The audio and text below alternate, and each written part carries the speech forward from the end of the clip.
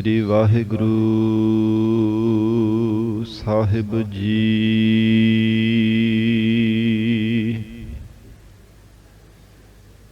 ਇੱਕ ਓੰਕਾਰ ਸਤਿਨਾਮ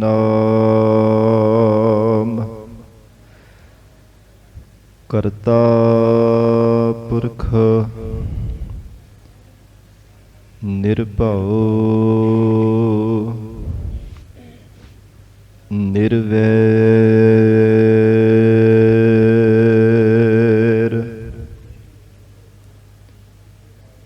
ਅਕਾਲ ਮੂਰਤ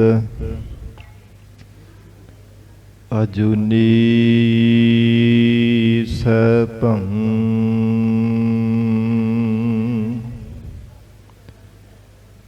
ਗੁਰ ਪ੍ਰਸਾਦ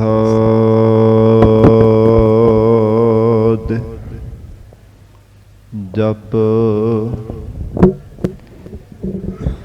ਆਦਿ ਸਚ ਜੁਗਾਦ ਸਚ ਹੈ ਭੀ ਸਚ ਨਾਨਕ ਹੋਸੀ ਭੀ ਸਚ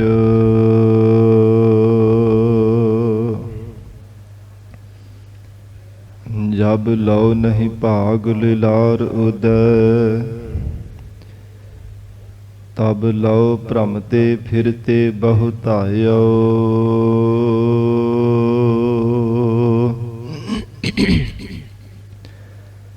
ਕਲ ਘੋਰ ਸਮੁਦਰ ਮੈਂ ਬੂਡਤ ਥੇ ਕਬਹੂ ਮਿਟ ਹੈ ਨਹੀਂ ਰੇ ਪਛਤਾਇਓ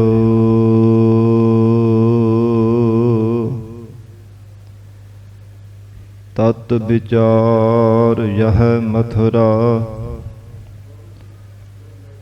ਜਗ ਤਾਰਨ ਕਉ ਅਵਤਾਰ ਬਨਾਇਓ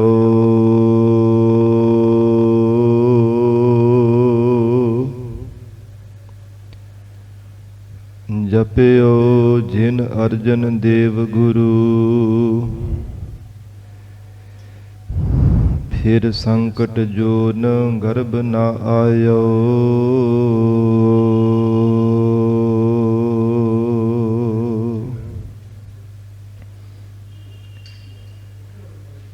ਬੇਸੁਮਾਰ ਅਥਾਹ ਅਗਨਤ ਅਤੁਲੈ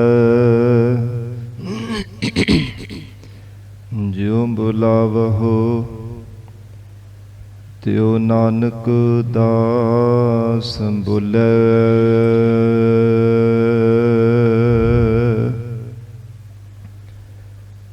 ਜਿਉ ਬੁਲਾਵਹਿ ਤਿਉ ਬੁਲਹਿ ਸੁਆਮੀ ਕੁਦਰਤ ਕਵਣ ਹਮਾਰੀ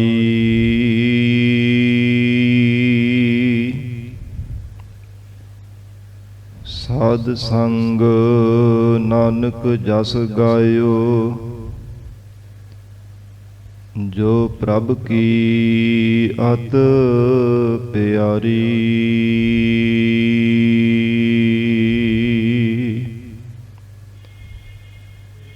ਸਾਧ ਸੰਗ ਨਾਨਕ ਜਸ ਗਾਇਓ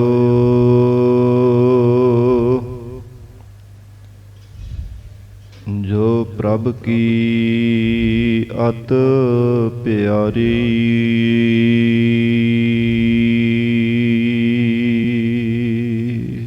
ਸਤਨਾਮ ਸ੍ਰੀ ਵਾਹਿਗੁਰੂ ਸਾਹਿਬ ਜੀਓ। ਜੈਤ ਸਰੀ ਮਹੱਲਾ ਪੰਜਵਾ ਘਰ ਤੀਜਾ। ਇੱਕ ਓੰਕਾਰ ਸਤਿਗੁਰ ਪ੍ਰਸਾਦ। ਕੋਈ ਜਾਣੈ ਕਵਨ ਇਹਾ ਜਗ ਮੀਤ, ਜਿਸ ਹੋਏ ਕਿਰਪਾਲ ਸੋਈ ਬਿਦ ਬੂਝੈ। ਤਾਕੀ ਨਿਰਮਲ ਰੀਤ ਰਹਾਉ ਮਾਤ ਪਿਤਾ ਬਨਤਾ ਸੁਤ ਬੰਧਪ ਇਸ਼ਟ ਮੀਤ ਅਰ ਭਾਈ ਪੂਰਬ ਜਨਮ ਕੇ ਮਿਲੇ ਸੰਜੋਗੀ ਅੰਤ ਹੈ ਕੋ ਨਾ ਸਹਾਈ ਮੁਕਤ ਮਾਲ ਕਨਕ ਲਾਲ ਹੀਰਾ ਮਨ ਰੰਜਨ ਕੀ ਮਾਇਆ ਹਾ ਹਾ ਕਰਤ ਬਿਹਾਨੀ ਅਬਦ ਹੈ ਤਾ ਮਹਿ ਸੰਤੋਖ ਨ ਪਾਇਆ ਹਾਸਤ ਰਾਥ ਆਸਵ ਪਵਨ ਤੇਜ ਧਣੀ ਭੂਮਨ ਚਤਰੰਗਾ ਸੰਗ ਨ ਚਾਲਿਓ ਇਨ ਮੈਂ ਕਛੁਐ ਊਠ ਸਦਾਇਓ ਨਾਂਗਾ ਹਰ ਕੇ ਸੰਤ ਪ੍ਰੇ ਪ੍ਰੀਤਮ ਪ੍ਰਭ ਕੇ ਤਾ ਕੈ ਹਰ ਹਰ ਗਾਈਐ ਨਾਨਕ ਇਹਾ ਸੁਖ ਆਗੈ ਮੁਖ ਉਜਲ ਸੰਗ ਸੰਤਨ ਕੈ ਪਾਈਐ ਕੋਈ ਜਾਣੈ ਕਬਨ ਇਹਾ ਜਗ ਮੀਤ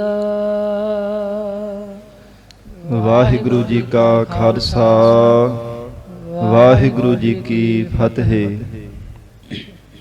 ਪਤਿਤ ਪਾਵਨ ਭਗਤ ਵਛਲ ਅੰਤਰਜਾਮੀ ਕਰੁਣਾ ਨਿਧਾਨ ਗੁਰੂ ਗਰੀਬ ਨਵਾਜ ਕਲਯੁਗ ਕੇ ਤਾਰਨ ਹਾਰੇ ਸ਼ਬਦ ਗੁਰੂ ਦਸਾਂ ਹੀ ਪਾਤਸ਼ਾਹੀਆਂ ਕੇ ਆਤਮਿਕ ਸਰੂਪ ਸਤਿਗੁਰੂ ਜੁਗੋ ਜੁਗ ਅਟਲ ਸਤਿਗੁਰੂ ਤਖਤ ਛਤਰ ਚਵਰ ਦੇ ਮਾਲਕ ਸਤਿਗੁਰੂ ਸ਼ਬਦਾ ਅਵਤਾਰ ਸਤਿਗੁਰੂ ਧੰਨ ਧੰਨ ਸ੍ਰੀ ਗੁਰੂ ਗ੍ਰੰਥ ਸਾਹਿਬ ਮਹਾਰਾਜ ਸੱਚੇ ਪਾਤਸ਼ਾਹ ਜੀ ਦੀ ਪਾਵਨ ਪਵਿੱਤਰ ਹਜ਼ੂਰੀ ਅੰਦਰ ਜੁੜ ਬੈਠੇ ਗੁਰੂ ਖਾਲਸਾ ਸਾਧ ਸੰਗਤ ਜੀਓ, ਸਤਿਗੁਰੂ ਜੀ ਦੀ ਮਹਾਨ ਬਖਸ਼ਿਸ਼ ਦਾ ਸਦਕਾ ਅੰਮ੍ਰਿਤ ਵੇਲੇ ਤੋਂ ਮਹਾਰਾਜ ਸਿੰਘ ਜੀ ਦੀ ਪਾਵਨ ਹਜ਼ੂਰੀ ਅੰਦਰ ਦੀਵਾਨ ਸਜੇ ਸਨ। ਸਜੇ ਹੋਏ ਦੀਵਾਨਾਂ ਅੰਦਰ ਆਪ ਸਰਬੱਤ ਸੰਗਤਾਂ ਹਾਜ਼ਰੀਆਂ ਭਰ ਕੇ ਲਾਹੇ ਪ੍ਰਾਪਤ ਕਰ ਰਹੇ ਹੋ। ਅੰਮ੍ਰਿਤ ਵੇਲੇ ਤੋਂ ਅੰਮ੍ਰਿਤਮਈ ਪਾਵਨ ਗੁਰਬਾਣੀ ਦੇ ਜਾਪ, ਅੰਮ੍ਰਿਤ ਰੂਪ ਗੁਰਬਾਣੀ ਦਾ ਰਸ ਭਿੰਨਾ ਕੀਰਤਨ ਆਪ ਸੰਗਤਾਂ ਨੇ ਸਰਵਣ ਕੀਤਾ ਹੈ। ਹੁਣ ਇਸ ਪਾਵਨ ਅਸਥਾਨ ਤੇ ਗੁਰਦੁਆਰਾ ਲੰਗਰ ਸਾਹਿਬ ਵਿਖੇ ਚੱਲ ਰਹੀ ਲੜੀਵਾਰ ਗੁਰਬਾਣੀ ਦੀ ਕਥਾ ਵਿਚਾਰ ਦਾ ਸਮਾਂ ਹੋਇਆ ਹੈ। ਆਓ ਸਾਧ ਸੰਗਤ ਜੀ ਹੋਰ ਵੀ ਕੋਈ ਸਮਾਂ ਪਿਆਰ ਸਤਿਕਾਰ ਸਹਿਤ ਮਹਾਰਾਜ ਸਿੰਘ ਜੀ ਦੇ ਚਰਨਾਂ ਵਿੱਚ ਬੈਠ ਕੇ ਅੰਮ੍ਰਿਤਮਈ ਪਵਿੱਤਰ ਲੜੀਵਾਰ ਗੁਰਬਾਣੀ ਦੀ ਕਥਾ ਨਾਲ ਜੁੜ ਕੇ ਲਾਹੇ ਪ੍ਰਾਪਤ ਕਰੀਏ। ਵਿਚਾਰ ਦੀ ਪ੍ਰਾਰੰਭਤਾ ਤੋਂ ਪਹਿਲਾਂ ਜ਼ਰੂਰੀ ਹੈ ਚਿੱਤ ਨੂੰ ਇਕਾਗਰ ਕਰਨਾ। ਸਰਬੱਤ ਸੰਗਤ ਅਸੀਸ ਬਖਸ਼ਿਸ਼ ਕਰੋ।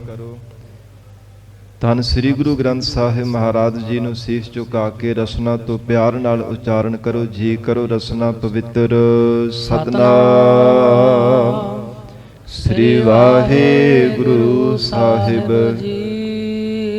ਸਤਿਨਾਮ ਸ੍ਰੀ ਵਾਹਿਗੁਰੂ ਸਾਹਿਬ ਜੀ। ਜਾਤ ਸ੍ਰੀ ਮਹੱਲਾ ਪੰਜਵਾ ਘਰ ਤੀਜਾ।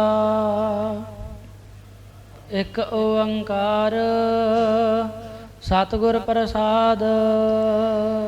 ਜੈਤ ਸ੍ਰੀ ਰਾਗ ਅੰਦਰ ਧੰਨ ਸਤਿਗੁਰੂ ਸ੍ਰੀ ਗੁਰੂ ਅਰਜਨ ਦੇਵ ਸਾਹਿਬ ਜੀ ਮਹਾਰਾਜ ਤੀਸਰੇ ਘਰ ਸੁਰ ਤਾਲ ਅੰਦਰ ਪਾਵਨ ਸ਼ਬਦ ਉਚਾਰਨ ਕਰਕੇ ਉਪਦੇਸ਼ ਬਖਸ਼ਿਸ਼ ਕਰ ਰਹੇ ਹਨ।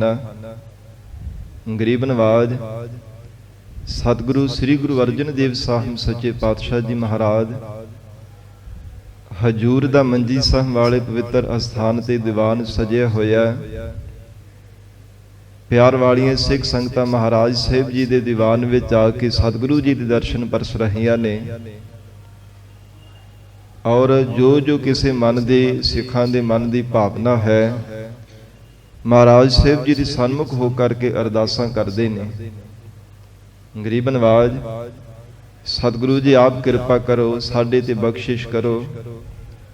ਕੋਈ ਦੁਨਿਆਵੀ ਸੁੱਖ ਮੰਗਦਾ ਹੈ, ਕੋਈ ਪਰਲੋਕ ਦੇ ਸੁੱਖ ਮੰਗਦਾ ਹੈ, ਕੋਈ ਆਤਮਿਕ ਸੁੱਖ ਦੀ ਦਾਤ ਮਹਾਰਾਜ ਸਾਹਿਬ ਜੀ ਤੋਂ ਮੰਗਦਾ ਹੈ, ਕੋਈ ਨਾਮ ਦੀ ਦਾਤ ਮੰਗਦਾ ਹੈ, ਕੋਈ ਦੁਨਿਆਵੀ ਧਨ ਮੰਗਦਾ, ਕੋਈ ਪਰਮੇਸ਼ਰ ਦਾ ਨਾਮ ਰੂਪੀ ਧਨ ਮੰਗਦਾ ਹੈ। ਇਵੇਂ ਜਿਹੋ ਜਿਹੀ ਕਿਸੇ ਦੀ ਮਨ ਦੀ ਭਾਵਨਾ ਹੁੰਦੀ, ਮਹਾਰਾਜ ਸਾਹਿਬ ਜੀ ਦੇ ਚਰਨਾਂ ਵਿੱਚ ਅਰਦਾਸਾਂ ਕਰਦੇ ਨੇ। ਗਰੀਬ ਨਵਾਜ ਸਤਿਗੁਰੂ ਸੱਚੇ ਪਾਤਸ਼ਾਹ ਮਹਾਰਾਜ ਸਾਹਿਬ ਜੀ ਤਿਨਾਂ ਦੀਆਂ ਭਾਵਨਾਵਾਂ ਪੂਰੀਆਂ ਕਰ ਦਿੰਦੇ ਨੇ। ਤੇ ਜੇ ਕਿਸੇ ਦੇ ਮਨ ਦੇ ਵਿੱਚ ਕੋਈ ਸ਼ੰਕਾ ਹੁੰਦਾ ਹੈ, ਉਹ ਵੀ ਮਹਾਰਾਜ ਸਾਹਿਬ ਜੀ ਦੇ ਹਜ਼ੂਰ ਚਰਨਾਂ ਵਿੱਚ ਬੇਨਤੀ ਕਰਦੇ ਨੇ, ਗਰੀਬ ਨਵਾਜ ਕਿ ਆਪ ਜੀ ਸਾਨੂੰ ਐਵੇਂ ਉਪਦੇਸ਼ ਦਿੰਦੇ ਹੋ, ਸੰਸਾਰ ਦੇ ਲੋਕ ਐਵੇਂ ਆਖਦੇ ਆ, ਗਰੀਬ ਨਵਾਜ ਸਹੀ ਕੀ ਹੈ ਔਰ ਗਲਤ ਕੀ ਹੈ?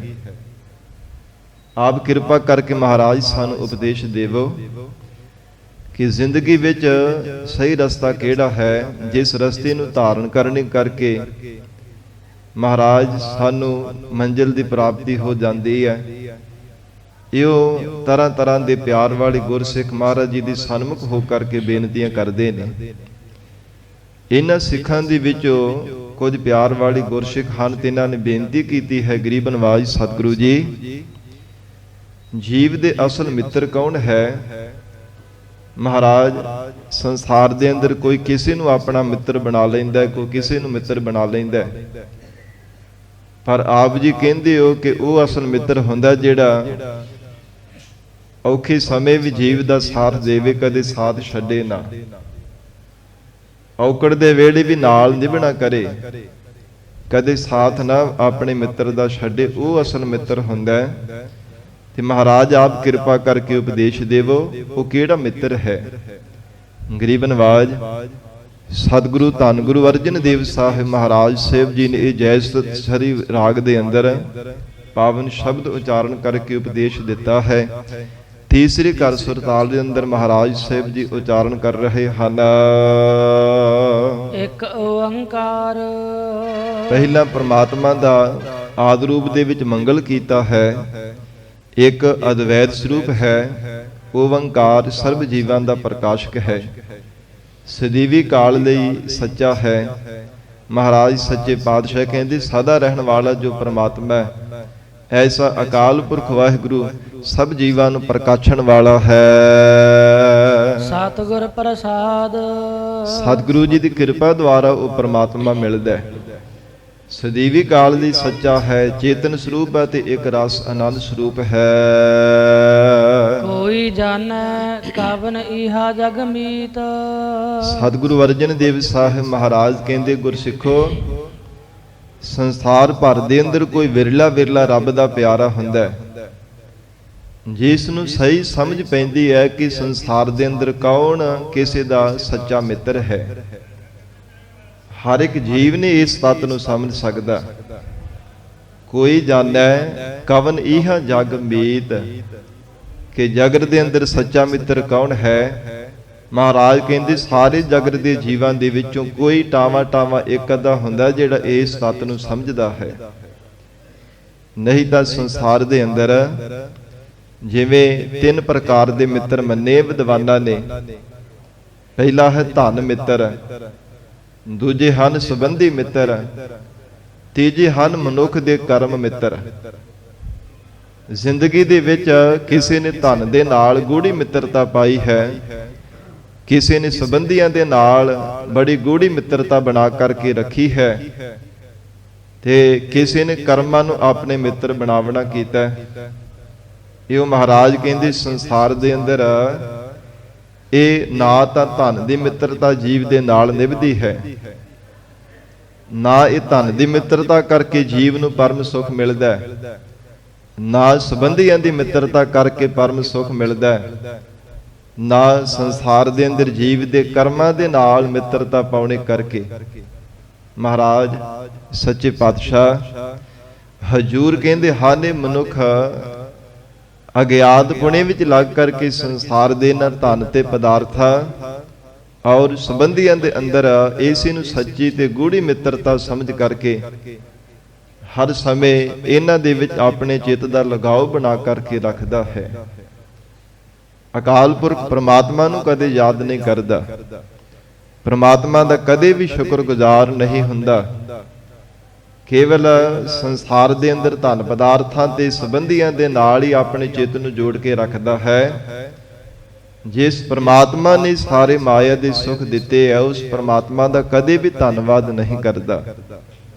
ਸੱਚੇ ਪਾਤਸ਼ਾਹ ਮਹਾਰਾਜ ਸਾਹਿਬ ਜੀ ਦਾ ਗੁਰਬਾਣੀ ਵਿੱਚ ਫਰਮਾਨ ਆਉਂਦਾ ਹੈ, ਜੇਕਰ ਇਹ ਧਨ ਨੂੰ ਮਿੱਤਰ ਸਮਝਦਾ ਹੈ ਤੇ ਹਜੂਰ ਨੇ ਇਸ ਪ੍ਰਥਾਏ ਬਚਨ ਉਚਾਰਨ ਕੀਤੇ ਹਨ ਕਿ ਜਬ ਹੀ ਨਿਰਧਨ ਦੇਖਿਓ ਨਰਕੋ ਸੰਗ ਸਾਥ ਸਭ ਭਾਗੇ।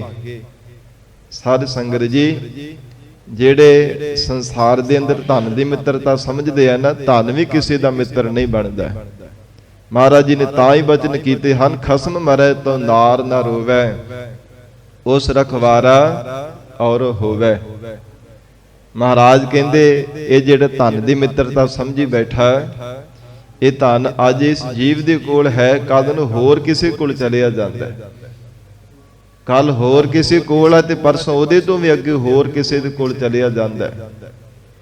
ਸਦਾ ਲਈ ਮਹਾਰਾਜ ਕਹਿੰਦੇ ਕਿਸੇ ਦੇ ਪਾਸ ਦੁਨਿਆਵੀ ਧਨ, ਇਹ ਮਾਇਕੀ ਪਦਾਰਥ ਜਾਂ ਮਾਇਆ ਕਿਸੇ ਕੋਲ ਵੀ ਨਹੀਂ ਰਹਿਣਾ ਕਰਦੇ। ਪੂਰਬਲੇ ਪੁੰਨ ਕਰਮਾਂ ਦੇ ਕਰਕੇ ਇਹ ਮਾਇਆ ਦੇ ਸੁੱਖ ਤਾਂ ਨਸੀਬ ਹੋਏ ਨੇ, ਪਰ ਜਦੋਂ ਪੁੰਨ ਕਰਮ ਮੁੱਕ ਜਾਂਦੇ ਆ, ਮਹਾਰਾਜ ਕਹਿੰਦੇ ਇਹ ਮਾਇਆ ਦੇ ਸੁੱਖ ਹੋਰਾਂ ਦੇ ਕੋਲ ਚਲੇ ਜਾਂਦੇ ਜਿਨ੍ਹਾਂ ਦੇ ਪੁੰਨ ਜ਼ਿਆਦਾ ਹੁੰਦੇ ਆ।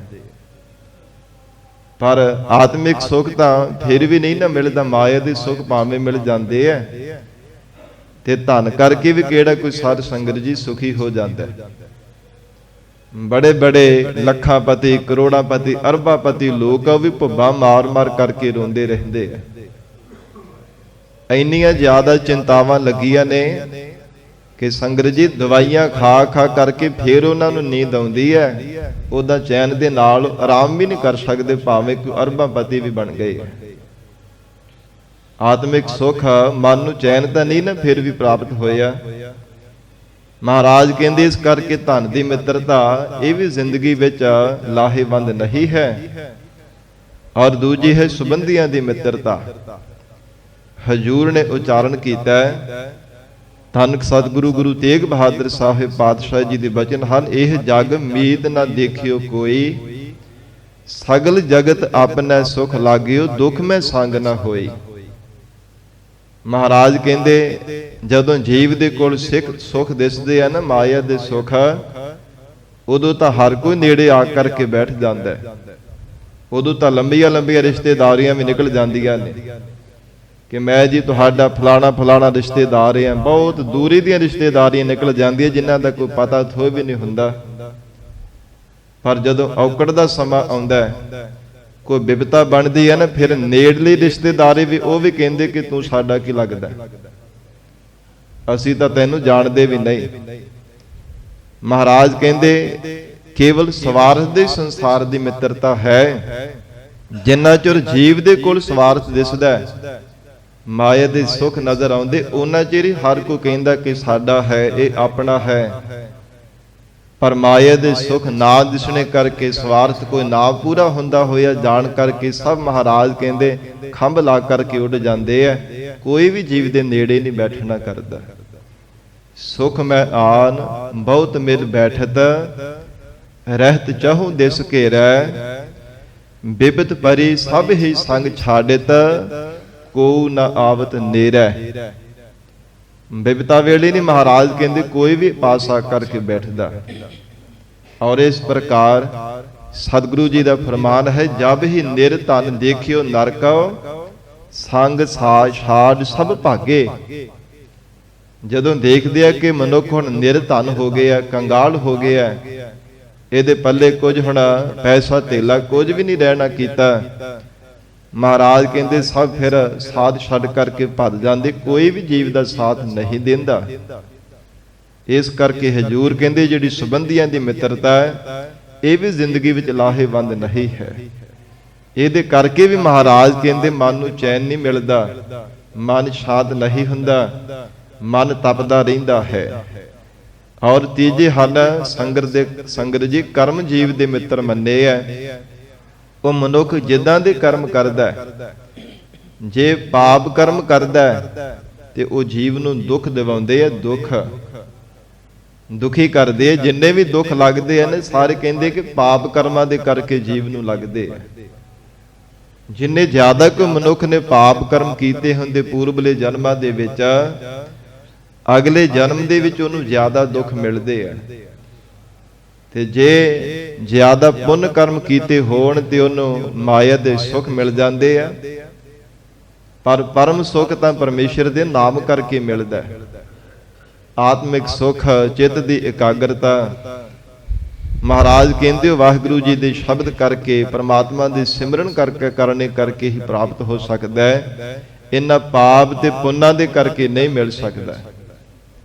ਮਹਾਰਾਜ ਸੱਚੇ ਪਾਤਸ਼ਾਹ ਜੀ ਨੇ ਬਖਸ਼ਿਸ਼ ਕੀਤੀ, ਕਹਿੰਦੇ ਹਨ ਕਿ ਮਨੁੱਖ ਦੀ ਜਿੱਦਾਂ ਦੇ ਕਰਮ ਕਰਦਾ ਉਦਾਂ ਦਾ ਫਲ ਮਿਲਦਾ ਹੈ। ਤੇ ਜੇ ਕਰਮਾਂ ਦੇ ਨਾਲ ਮਿੱਤਰਤਾ ਪਾਉਂਦਾ ਹੈ, ਜੇ ਸਕਾਮ ਕਰਮ ਵੀ ਕਰ ਲੈਂਦਾ ਹੈ, ਉਹਦੇ ਕਰਕੇ ਮਹਾਰਾਜ ਕਹਿੰਦੇ ਕਦੇ ਪਰਮ ਸੁੱਖ ਨਹੀਂ ਪ੍ਰਾਪਤ ਹੋ ਸਕਦਾ। ਇਸ ਕਰਕੇ ਹਜੂਰ ਨੇ ਉਚਾਰਨ ਕੀਤਾ ਹੈ, ਹੇ ਗੁਰਸਿੱਖੋ ਕੋਈ ਜਾਣੈ ਕਵਨ ਇਹਾ ਜਗ ਮੀਤ। ਮਹਾਰਾਜ ਕਹਿੰਦੇ ਕੋਈ ਟਾਵਾਂ ਹੁੰਦਾ ਹੈ ਸੰਸਾਰ ਦੇ ਅੰਦਰ, ਰੱਬ ਦਾ ਪਿਆਰਾ ਜਿਹੜਾ ਮਹਾਰਾਜ ਸਾਹਿਬ ਜੀ ਦੇ ਦਰਸਾਏ ਹੋ ਮਾਰਗ ਤੇ ਚੱਲਦਾ ਹੈ, ਸਤਿਗੁਰੂ ਜੀ ਦੀ ਪਰਮ ਸਿੱਖਿਆ ਨੂੰ ਆਪਣੇ ਹਿਰਦੇ ਅੰਦਰ ਧਾਰਨ ਕਰਦਾ ਹੈ, ਐਸਾ ਮਹਾਰਾਜ ਕਹਿੰਦੇ ਕੋਈ ਵਿਰਲਾ ਹੀ ਗੁਰਮੁਖ ਪਿਆਰਾ ਹੈ, ਕੋਈ ਟਾਵਾਂ ਹੈ ਜਿਸ ਨੇ ਮਹਾਰਾਜ ਜੀ ਦੀ ਸਿੱਖਿਆ ਨੂੰ ਜੀਵਨ ਦੇ ਵਿੱਚ ਕਮਾਇਆ। ਉਹਨੂੰ ਸਮਝ ਪਈ ਹੈ ਕਿ ਅਸਲ ਮਿੱਤਰ ਕੌਣ ਹੈ ਸੰਸਾਰ ਦੇ ਅੰਦਰ।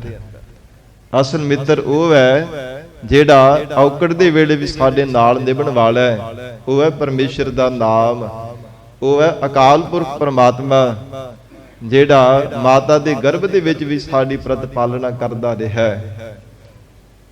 ਜਿਸ ਪਰਮਾਤਮਾ ਨੇ ਪਰਲੋਕ ਦੇ ਵਿੱਚ ਵੀ ਨਾਲ ਨਿਭਣਾ। ਸੁਖਮਨੀ ਸਾਹਿਬ ਪਾਵਨ ਬਾਣੀ ਵਿੱਚ ਧੰਨ ਗੁਰੂ ਅਰਜਨ ਦੇਵ ਸਾਹਿਬ ਮਹਾਰਾਜ ਸਾਹਿਬ ਜੀ ਦੇ ਉਚਾਰਨ ਕੀਤੇ ਹੋਏ ਬਚਨ ਅਸੀਂ ਪੜ੍ਹਦੇ ਹਾਂ। ਹਜੂਰ ਨੇ ਉਚਾਰਨ ਕੀਤਾ ਹੈ, ਜਹ ਮਾਤ ਪਿਤਾ ਸੁਤ ਮੀਤ ਨ ਭਾਈ, ਮਨ ਊਹਾ ਨਾਮ ਤੇਰਾ ਸੰਗ ਸਹਾਈ। ਹੇ ਮਨਾ, ਜਿੱਥੇ ਮਾਤਾ ਪਿਤਾ ਧੀਆ ਪੁੱਤਰ ਸਖੇ ਸੰਬੰਧੀ ਜਿੰਨੇ ਵੀ ਸੰਸਾਰ ਦੇ ਸੰਬੰਧੀ ਹੈ, ਜਿੰਨੇ ਵੀ ਵੱਡੇ ਤੋਂ ਵੱਡੇ ਗੂੜੀ ਮਿੱਤਰਤਾ ਵਾਲੇ ਮਿੱਤਰ ਨੇ, ਮਹਾਰਾਜ ਕਹਿੰਦੇ ਜਿੱਥੇ ਉਹਨਾਂ ਨੇ ਤੇਰੀ ਸਹਾਇਤਾ ਨਹੀਂ ਨਾ ਕਰ ਸਕਣੀ ਪਰਲੋਕ ਰਸਤੇ ਵਿੱਚ, ਉਥੇ ਅਕਾਲ ਪੁਰਖ ਵਾਹਿਗੁਰੂ ਜੀ ਦੇ ਨਾਮ ਨੇ ਤੇਰੀ ਸਹਾਇਕ ਬਣਦਾ ਹੈ। ਜਹ ਮਹਾ ਭਿਆਨ ਤਪਤ ਬਹੁ ਕਾਮ, ਤਹ ਹਰ ਕੇ ਨਾਮ ਕੀ ਤੁਮ ਉਪਰ ਸ਼ਾਮ। ਹੇ ਜੀਵ, ਪਰਮੇਸ਼ਰ ਦੇ ਨਾਮ ਨੇ ਤੇਰੇ ਤੇ ਛਾਂ ਕਰਨੀ। ਜਦੋਂ ਤਪਦੇ ਹੋ ਕਹਿਰ ਦੀ ਅੱਗ ਤੇਰੇ ਤੇ ਵਰਨੀ ਹੈ ਨਾ, ਜਮਾਂ ਨੇ ਮਾਰਦੇ ਹੋ ਕੁੱਟਦੇ ਹੋਏ ਤੈਨੂੰ ਕੋਹ ਕਰਕੇ ਕੁੱਟ ਕਰਕੇ ਲੈ ਕੇ ਜਾਣਾ ਹੈ।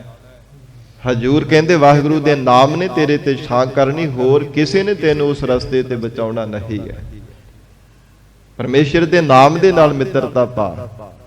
ਤੋ ਹਜੂਰ ਫਿਰ ਜਿਵੇਂ ਸਿੱਖ ਬੇਨਤੀ ਕਰਕੇ ਪੁੱਛਦੇ ਨੇ, ਮਹਾਰਾਜ ਕੋਈ ਵਿਰਲਾ ਹੀ ਗੁਰਮੁਖ ਪਿਆਰਾ ਜਾਣਦਾ ਹੈ, ਆਪ ਕਿਰਪਾ ਕਰਕੇ ਚੰਗੀ ਤਰ੍ਹਾਂ ਸਮਝਾਵੋ। ਮਹਾਰਾਜ ਸਾਨੂੰ ਸਮਝ ਪੈ ਜਾਵੇ, ਸਾਨੂੰ ਸੋਝ ਆ ਜਾਵੇ, ਜੀਵਨ ਦੇ ਅੰਦਰ ਚੰਗੀ ਮਿੱਤਰਤਾ ਮਹਾਰਾਜ ਅਸੀਂ ਜੀਵਨ ਵਿੱਚ ਧਾਰਨ ਕਰ ਸਕੀਏ। ਨਹੀਂ ਤਾਂ ਮਹਾਰਾਜ ਅਸੀਂ ਤਾਂ ਕਿਸੇ ਨੇ ਧਨ ਨੂੰ ਮਿੱਤਰ ਬਣਾਇਆ ਹੈ, ਕਿਸੇ ਨੇ ਪਦਾਰਥਾਂ ਨੂੰ ਮਿੱਤਰ ਬਣਾਇਆ ਹੈ, ਕਿਸੇ ਨੇ ਸੰਬੰਧੀਆਂ ਦੇ ਨਾਲ ਗੂੜੀ ਮਿੱਤਰਤਾ ਪਾ ਲਈ ਹੈ। ਮਹਾਰਾਜ ਅਸੀਂ ਤਾਂ ਅਗਿਆਤ ਹਾਂ, ਆਪ ਕਿਰਪਾ ਕਰਕੇ ਮਹਾਰਾਜ ਵਿਸਥਾਰ ਸਹਿਤ ਆਪ ਸਤਿਗੁਰੂ ਜੀ ਸਾਨੂੰ ਸਮਝਾਉਣਾ ਕਰੋ।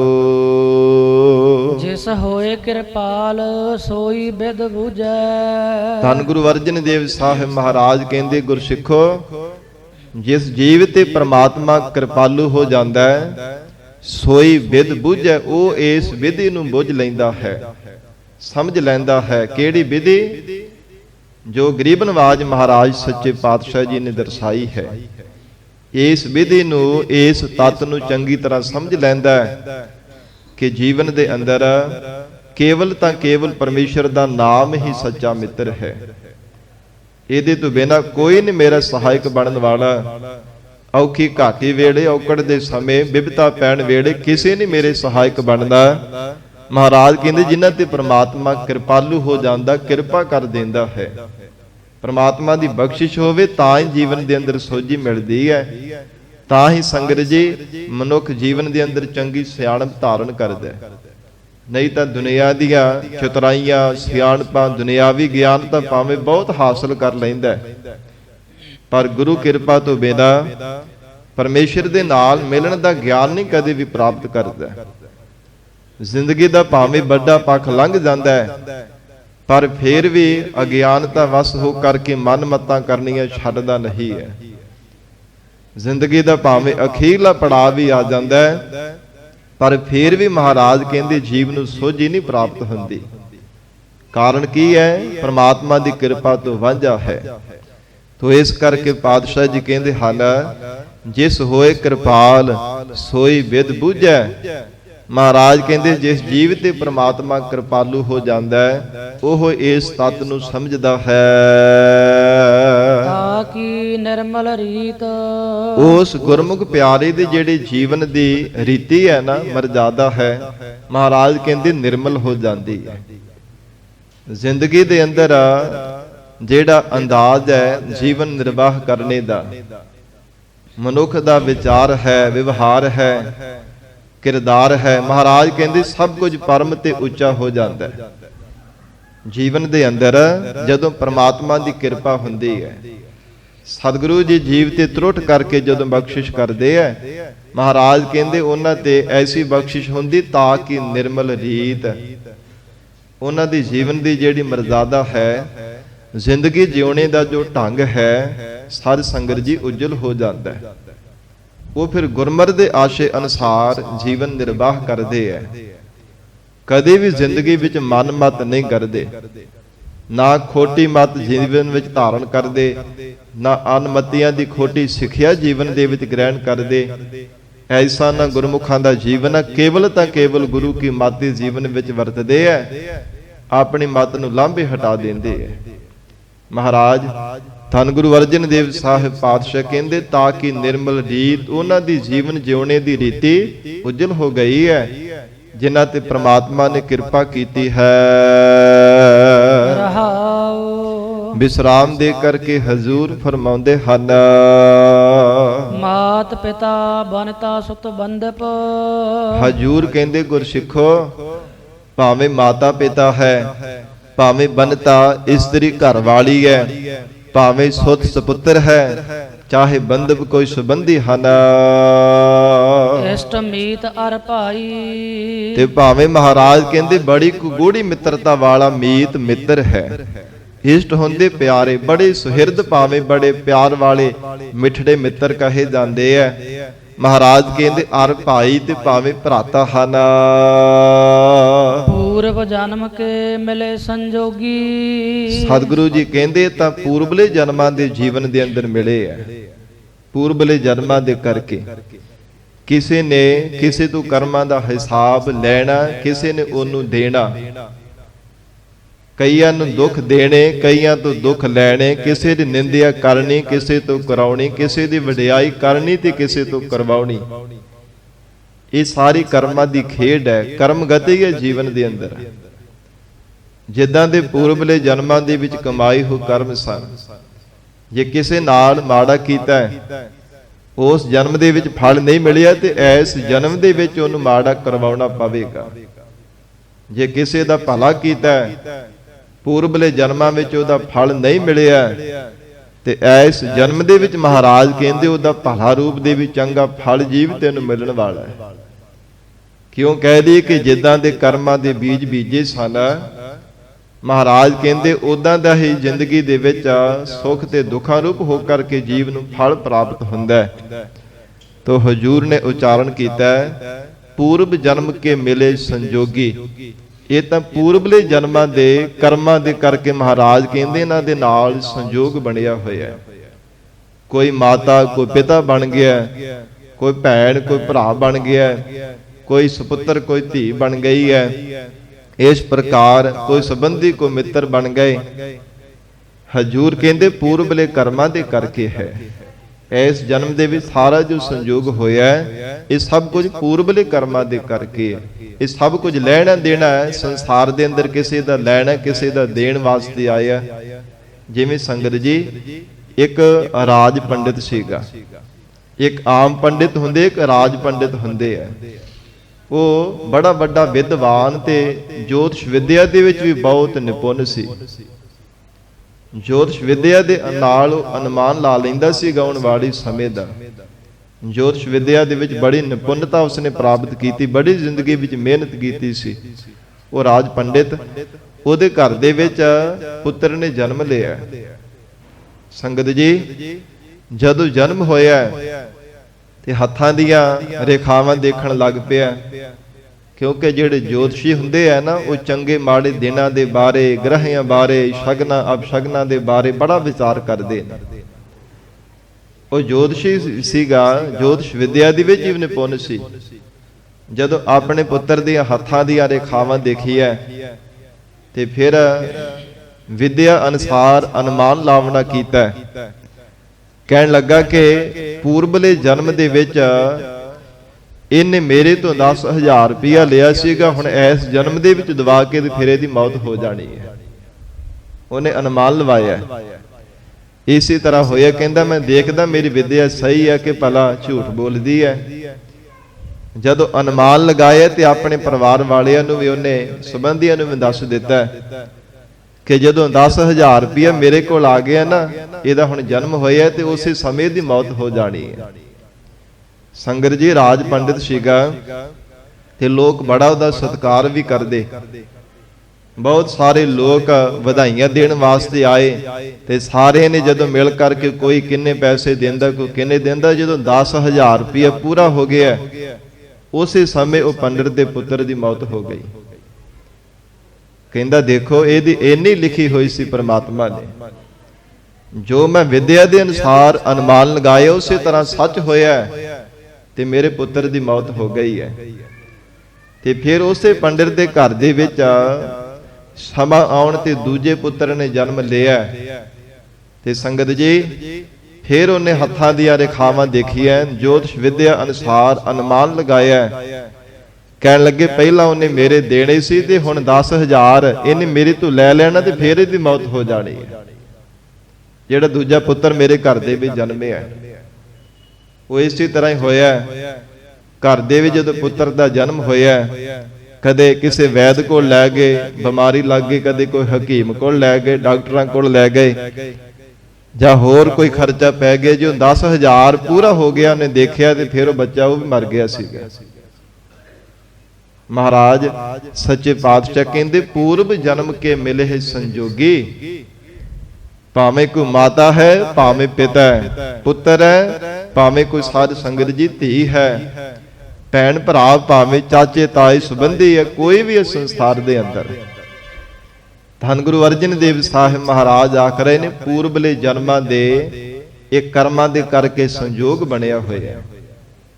ਜਿੱਦਾਂ ਦੇ ਪੂਰਬਲੇ ਜਨਮਾਂ ਦੇ ਵਿੱਚ ਕਮਾਈ ਹੋ ਕਰਮ ਸਨ, ਕਰਮਾਂ ਦੇ ਬੀਜ ਬੀਜੇ ਸਨ, ਮਹਾਰਾਜ ਕਹਿੰਦੇ ਲੈਣਾ ਦੇਣਾ ਦੇਣ ਵਾਸਤੇ ਸੰਸਾਰ ਦੇ ਅੰਦਰ ਉਹਨਾਂ ਦੇ ਨਾਲ ਮੇਲ ਬਣਦਾ ਹੈ। ਤਿਨਾਂ ਦੇ ਨਾਲ ਮਹਾਰਾਜ ਕਹਿੰਦੇ ਸੰਜੋਗ ਬਣਿਆ ਹੈ। ਅੰਤ ਹੈ ਕੋ ਨਾ ਸਹਾਈ, ਪਰ ਗੁਰਸਿੱਖੋ ਇਹ ਨਿਸ਼ਚੈ ਕਰਕੇ ਜਾਣ ਲਓ, ਅੰਤ ਸਮੇਂ ਤਿਨਾਂ ਦੇ ਵਿੱਚੋਂ ਕੋਈ ਵੀ ਸਹਾਇਕ ਨਹੀਂ ਹੋਣ ਵਾਲਾ। ਜੇ ਕਹੋ ਕਿ ਜਮਾਂ ਦੀ ਮਾਰ ਤੋਂ ਕੋਈ ਬਚਾ ਲਵੇ, ਪਰ ਲੋਕ ਰਸਤੇ ਜਾਂਦੇ ਕੋਈ ਸਾਡੀ ਸਹਾਇਤਾ ਕਰ ਦੇਵੇ, ਮਾਤਾ ਪਿਤਾ ਧੀਆਂ ਪੁੱਤਰ ਭੈਣ ਭਰਾ ਸੰਬੰਧੀ ਮਿੱਤਰ, ਮਹਾਰਾਜ ਕਹਿੰਦੇ ਅੰਤਿ ਕੋ ਨਾ ਸਹਾਈ, ਕੋਈ ਵੀ ਇਹਨਾਂ ਵਿੱਚੋਂ ਸਹਾਇਤਾ ਨਹੀਂ ਕਰ ਸਕਦਾ। ਇਹ ਮਹਾਰਾਜ ਕਹਿੰਦੇ ਰੱਬ ਦੀ ਬਣਾਈ ਹੋਈ ਮਰਜ਼ਾਦਾ ਹੈ। ਸੰਸਾਰ ਦੇ ਅੰਦਰ ਇਹ ਰੀਤੀ ਹੈ ਪ੍ਰਮਾਤਮਾ ਦੀ ਬਣਾਈ ਹੋਈ ਕਿ ਪਰਲੋਕ ਰਸਤੇ ਜਿਵੇਂ ਇਹ ਜੀਵ ਸੰਸਾਰ ਦੇ ਵਿੱਚ ਇਕੱਲਾ ਆਇਆ, ਉਸੇ ਤਰ੍ਹਾਂ ਇਕੱਲਾ ਹੀ ਸੰਸਾਰ ਤੋਂ ਜਾਣਾ ਪੈਂਦਾ ਹੈ। ਜਿਵੇਂ ਆਇਆ ਉਸੇ ਤਰ੍ਹਾਂ ਹੀ ਮਹਾਰਾਜ ਕਹਿੰਦੇ ਇਹ ਜੀਵ ਇਕੱਲਾ ਹੀ ਸੰਸਾਰ ਤੋਂ ਜਾਂਦਾ, ਕੋਈ ਵੀ ਜੀਵ ਦੇ ਨਾਲ ਨਿਭਦਾ ਨਹੀਂ ਹੈ। ਮਹਾਰਾਜ ਕਹਿੰਦੇ ਜੇ ਨਿਰਧਨ ਹੋ ਜਾਂਦਾ ਜਾਂ ਕੰਗਾਲ ਬਣ ਜਾਂਦਾ, ਫਿਰ ਤਾਂ ਜਿਉਂਦਿਆਂ ਜੀਵ ਦਾ ਸਾਥ ਛੱਡ ਜਾਂਦੇ ਆ। ਸੱਚੇ ਪਾਤਸ਼ਾਹ ਧੰਨ ਗੁਰੂ ਅਰਜਨ ਦੇਵ ਸਾਹਿਬ ਮਹਾਰਾਜ ਕਹਿੰਦੇ ਬੜੀ ਵੀ ਕੋਈ ਗੂੜੀ ਮਿੱਤਰਤਾ ਵਾਲਾ ਹੋਵੇ, ਬੜਾ ਵੀ ਗੂੜੇ ਪਿਆਰ ਵਾਲਾ ਹੋਵੇ, ਪਰ ਅੰਤਿ ਕੋ ਨਾ ਸਹਾਈ, ਅੰਤ ਵੇਲੇ ਮਹਾਰਾਜ ਕਹਿੰਦੇ ਨਾ ਤਾਂ ਕਦੇ ਕੋਈ ਕਿਸੇ ਦੇ ਸਹਾਈ ਹੋਇਆ ਸੀ, ਨਾ ਹੋ ਰਿਹਾ ਤੇ ਨਾ ਆਉਣ ਵਾਲੇ ਸਮੇਂ ਵਿੱਚ ਹੋ ਸਕੇਗਾ। ਮੁਕਤ ਮਾਲ ਕਨਕ ਲਾਲ ਹੀਰਾ। ਸੱਚੇ ਪਾਤਸ਼ਾਹ ਮਹਾਰਾਜ ਹੁਣ ਪਦਾਰਥਾਂ ਦੀ ਮਿੱਤਰਤਾ ਬਾਬਤ ਦੱਸ ਰਹੇ ਹੈ। ਪਹਿਲਾਂ ਤਾਂ ਸੰਬੰਧੀਆਂ ਦੀ ਮਿੱਤਰਤਾ ਹੈ, ਤੋ ਹਜੂਰ ਕਹਿੰਦੇ ਮੁਕਤ ਮਾਲ ਕਨਕ ਲਾਲ ਹੀਰਾ। ਮੁਕਤ ਕਹਿੰਦੇ ਮੋਤੀਆਂ ਨੂੰ। ਜਿਵੇਂ ਕਈਆਂ ਨੇ ਸੁੱਚੇ ਮੋਤੀ ਲੈ ਕਰਕੇ ਨਾ ਗਾਲਾਂ ਦੇ ਵਿੱਚ ਮਾਲਾ ਬਣਾ ਕਰਕੇ, ਸੂਤਰ ਦੇ ਵਿੱਚ ਪਰੋ ਕਰਕੇ ਮਾਲਾ ਬਣਾ ਕੇ ਪਹਿਨੀਆਂ ਹੁੰਦੀਆਂ, ਕਿ ਸਾਡਾ ਜਿਹੜਾ ਤਨ ਹੈ, ਸਰੀਰ ਹੈ, ਇਹ ਸੋਹਣਾ ਲੱਗੇ, ਹੋਰ ਵੀ ਸਾਡੇ ਤੇ ਸੁੰਦਰਤਾ ਆ ਜਾਵੇ। ਮਹਾਰਾਜ ਕਹਿੰਦੇ ਹਨ ਮੁਕਤ ਮਾਲ ਕਨਕ ਲਾਲ ਹੀਰਾ। ਕਨਕ ਕਹਿੰਦੇ ਸੋਨੇ ਨੂੰ।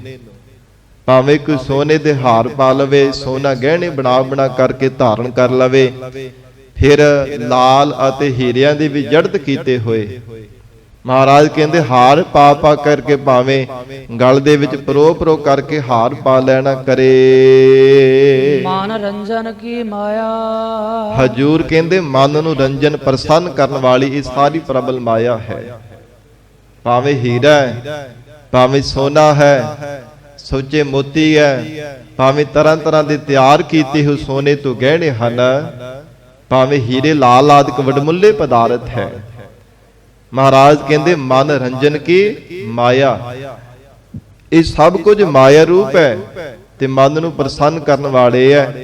ਇਹਨਾਂ ਨੂੰ ਦੇਖ ਕਰਕੇ ਜੀਵ ਬੜਾ ਹੀ ਪ੍ਰਸੰਨ ਹੁੰਦਾ ਹੈ, ਬੜਾ ਖੁਸ਼ ਹੁੰਦਾ ਹੈ। ਹੀਰੇ ਔਰ ਇਸ ਪ੍ਰਕਾਰ ਲਾਲ ਸੁੱਚੇ ਮੋਤੀ ਤੇ ਸੋਨੇ ਦੇ ਗਹਿਣੇ ਆਦਿਕ ਦੇਖ ਕਰਕੇ ਵਡਮੁੱਲੇ ਪਦਾਰਥ ਹੈ। ਇਸ ਕਰਕੇ ਮਹਾਰਾਜ ਕਹਿੰਦੇ ਇਹਨਾਂ ਨੂੰ ਦੇਖ ਕਰਕੇ ਮਨ ਰੰਜਨ ਕੀ ਮਾਇਆ।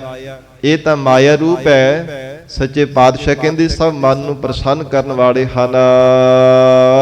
ਹਾ ਕਰਤ ਬਿਹਾਨੀ ਅਵਦ ਹੈ। ਤੇ ਜ਼ਿੰਦਗੀ ਦੇ ਵਿੱਚ ਮਨੁੱਖ ਦੀ ਜਿਹੜੀ ਅਵਧ ਉਮਰਾ ਹੈ, ਆਰਬਲਾ ਹੈ, ਮਹਾਰਾਜ ਕਹਿੰਦੇ ਹਾਏ ਹਾਏ ਕਰਦੇ ਸਾਰੀ ਬੀਤ ਜਾਂਦੀ ਹੈ। ਹਾਏ ਹਾਏ ਕਰਦੇ ਸਾਰੀ ਜ਼ਿੰਦਗੀ ਮਨੁੱਖ ਦੀ ਬਤੀਤ ਹੋ ਜਾਂਦੀ ਹੈ।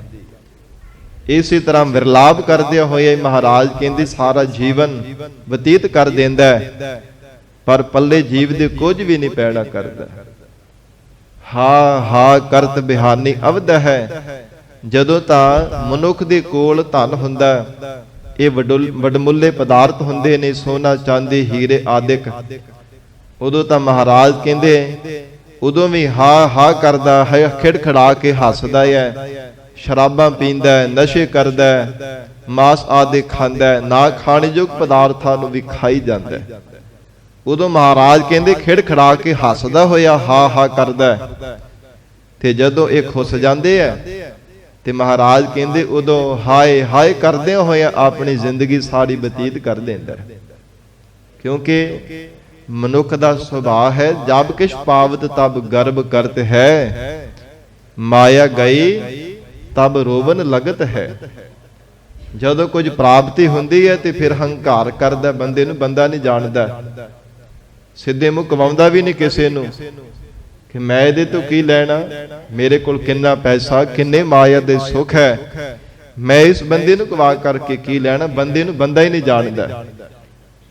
ਪਰ ਜਦੋਂ ਮਹਾਰਾਜ ਕਹਿੰਦੇ ਕਿ ਸਭ ਕੁਝ ਖੁੱਸ ਜਾਂਦਾ ਹੈ, ਚਲੇ ਜਾਂਦੇ ਹੈ, ਤੇ ਫਿਰ ਭੁੱਬਾ ਮਾਰ ਕਰਕੇ ਰੋਣਾ ਸ਼ੁਰੂ ਕਰ ਦਿੰਦਾ ਹੈ, ਫਿਰ ਹਾਏ ਹਾਏ ਕਰਕੇ ਵਿਰਲਾਪ ਕਰਦਾ।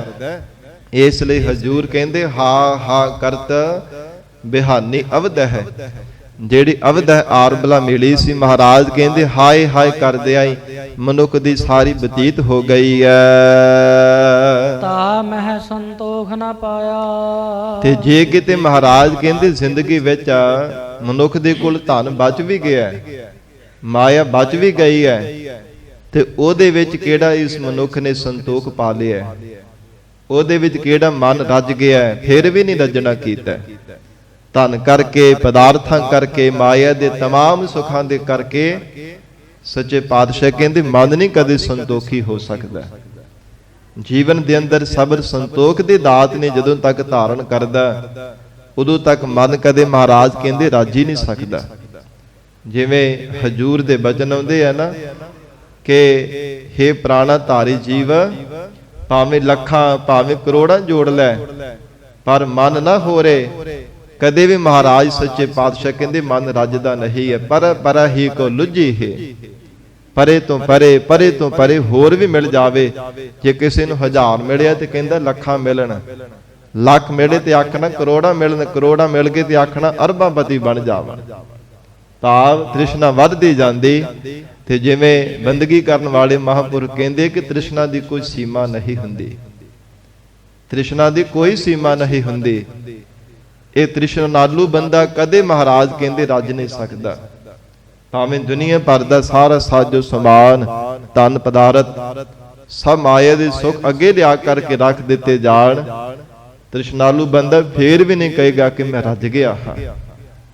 ਕਿਉਂਕਿ ਸੰਗਤ ਜੀ ਜਿਹੜਾ ਹਿਰਦਾ ਹੈ ਇੱਕ ਭਾਂਡੇ ਦੀ ਤਰ੍ਹਾਂ ਹੈ। ਜਿਵੇਂ ਭਾਂਡੇ ਨੂੰ ਪਾਣੀ ਦੇ ਨਾਲ ਭਰਨਾ ਹੋਵੇ, ਉਹਦਾ ਥੱਲਾ ਹੋਣਾ ਬਹੁਤ ਜ਼ਰੂਰੀ ਹੈ। ਜਿਸ ਭਾਂਡੇ ਦਾ ਥੱਲਾ ਨਾ ਹੋਵੇ ਉਹਨੂੰ ਕਦੇ ਭਰਿਆ ਨਹੀਂ ਜਾ ਸਕਦਾ। ਮੰਨ ਲਓ ਖੂਹ ਦੇ ਵਿੱਚੋਂ ਪਾਣੀ ਬਾਹਰ ਕੱਢਣਾ ਹੈ, ਭਰਨਾ ਹੈ, ਤੇ ਜੇ ਭਾਂਡਾ ਹੇਠਾਂ ਪਾਇਆ ਲੱਜ ਦੇ ਨਾਲ ਬੰਨ ਕਰਕੇ ਤੇ ਉਹਦਾ ਥੱਲਾ ਹੀ ਨਹੀਂ ਹੈ ਤੇ ਉਹ ਕਿਵੇਂ ਭਰੇਗਾ? ਭਾਵੇਂ ਸੈਂਕੜੇ ਵਾਰ, ਹਜ਼ਾਰਾਂ ਵਾਰ, ਲੱਖਾਂ ਵਾਰ ਯਤਨ ਕੀਤਾ ਜਾਵੇ ਪਰ ਉਹ ਭਾਂਡਾ ਨਹੀਂ ਕਦੇ ਵੀ ਪਾਣੀ ਦੇ ਨਾਲ ਭਰਨ ਵਾਲਾ। ਇਸੇ ਤਰ੍ਹਾਂ ਮਹਾਰਾਜ ਕਹਿੰਦੇ ਹਿਰਦੇ ਰੂਪ ਭਾਂਡੇ ਦਾ ਜੇ ਸੰਤੋਖ ਰੂਪੀ ਥੱਲਾ ਨਹੀਂ ਨਾ ਲੱਗਾ, ਸੰਗਤ ਜੀ ਕਦੇ ਵੀ ਇਹ ਹਿਰਦਾ ਰੂਪੀ ਭਾਂਡਾ ਭਰਨ ਵਾਲਾ ਨਹੀਂ, ਕਦੇ ਵੀ ਰੱਜਣ ਵਾਲਾ ਨਹੀਂ ਹੈ। ਬਿਨਾਂ ਸੰਤੋਖ ਨਹੀਂ ਕੋ ਰਾਜੈ। ਮਹਾਰਾਜ ਕਹਿੰਦੇ ਨਹੀਂ ਕਦੇ ਵੀ ਕੋਈ ਰੱਜ ਸਕਦਾ। ਔਰ ਵੇਦਾਂਤ ਦੇ ਅੰਦਰ ਵੀ ਬਚਨ ਆਉਂਦੇ ਹੈ ਸਮ ਸੰਤੋਖ ਨਾ ਔਰ ਸੁਖ। ਕਹਿੰਦੇ ਹਨ ਕਿ ਸੰਤੋਖੀ ਬੰਦੇ ਵਰਗਾ ਕੋਈ ਸੁਖੀ ਨਹੀਂ ਜੇ ਸੰਸਾਰ ਭਰ ਦੇ ਅੰਦਰ।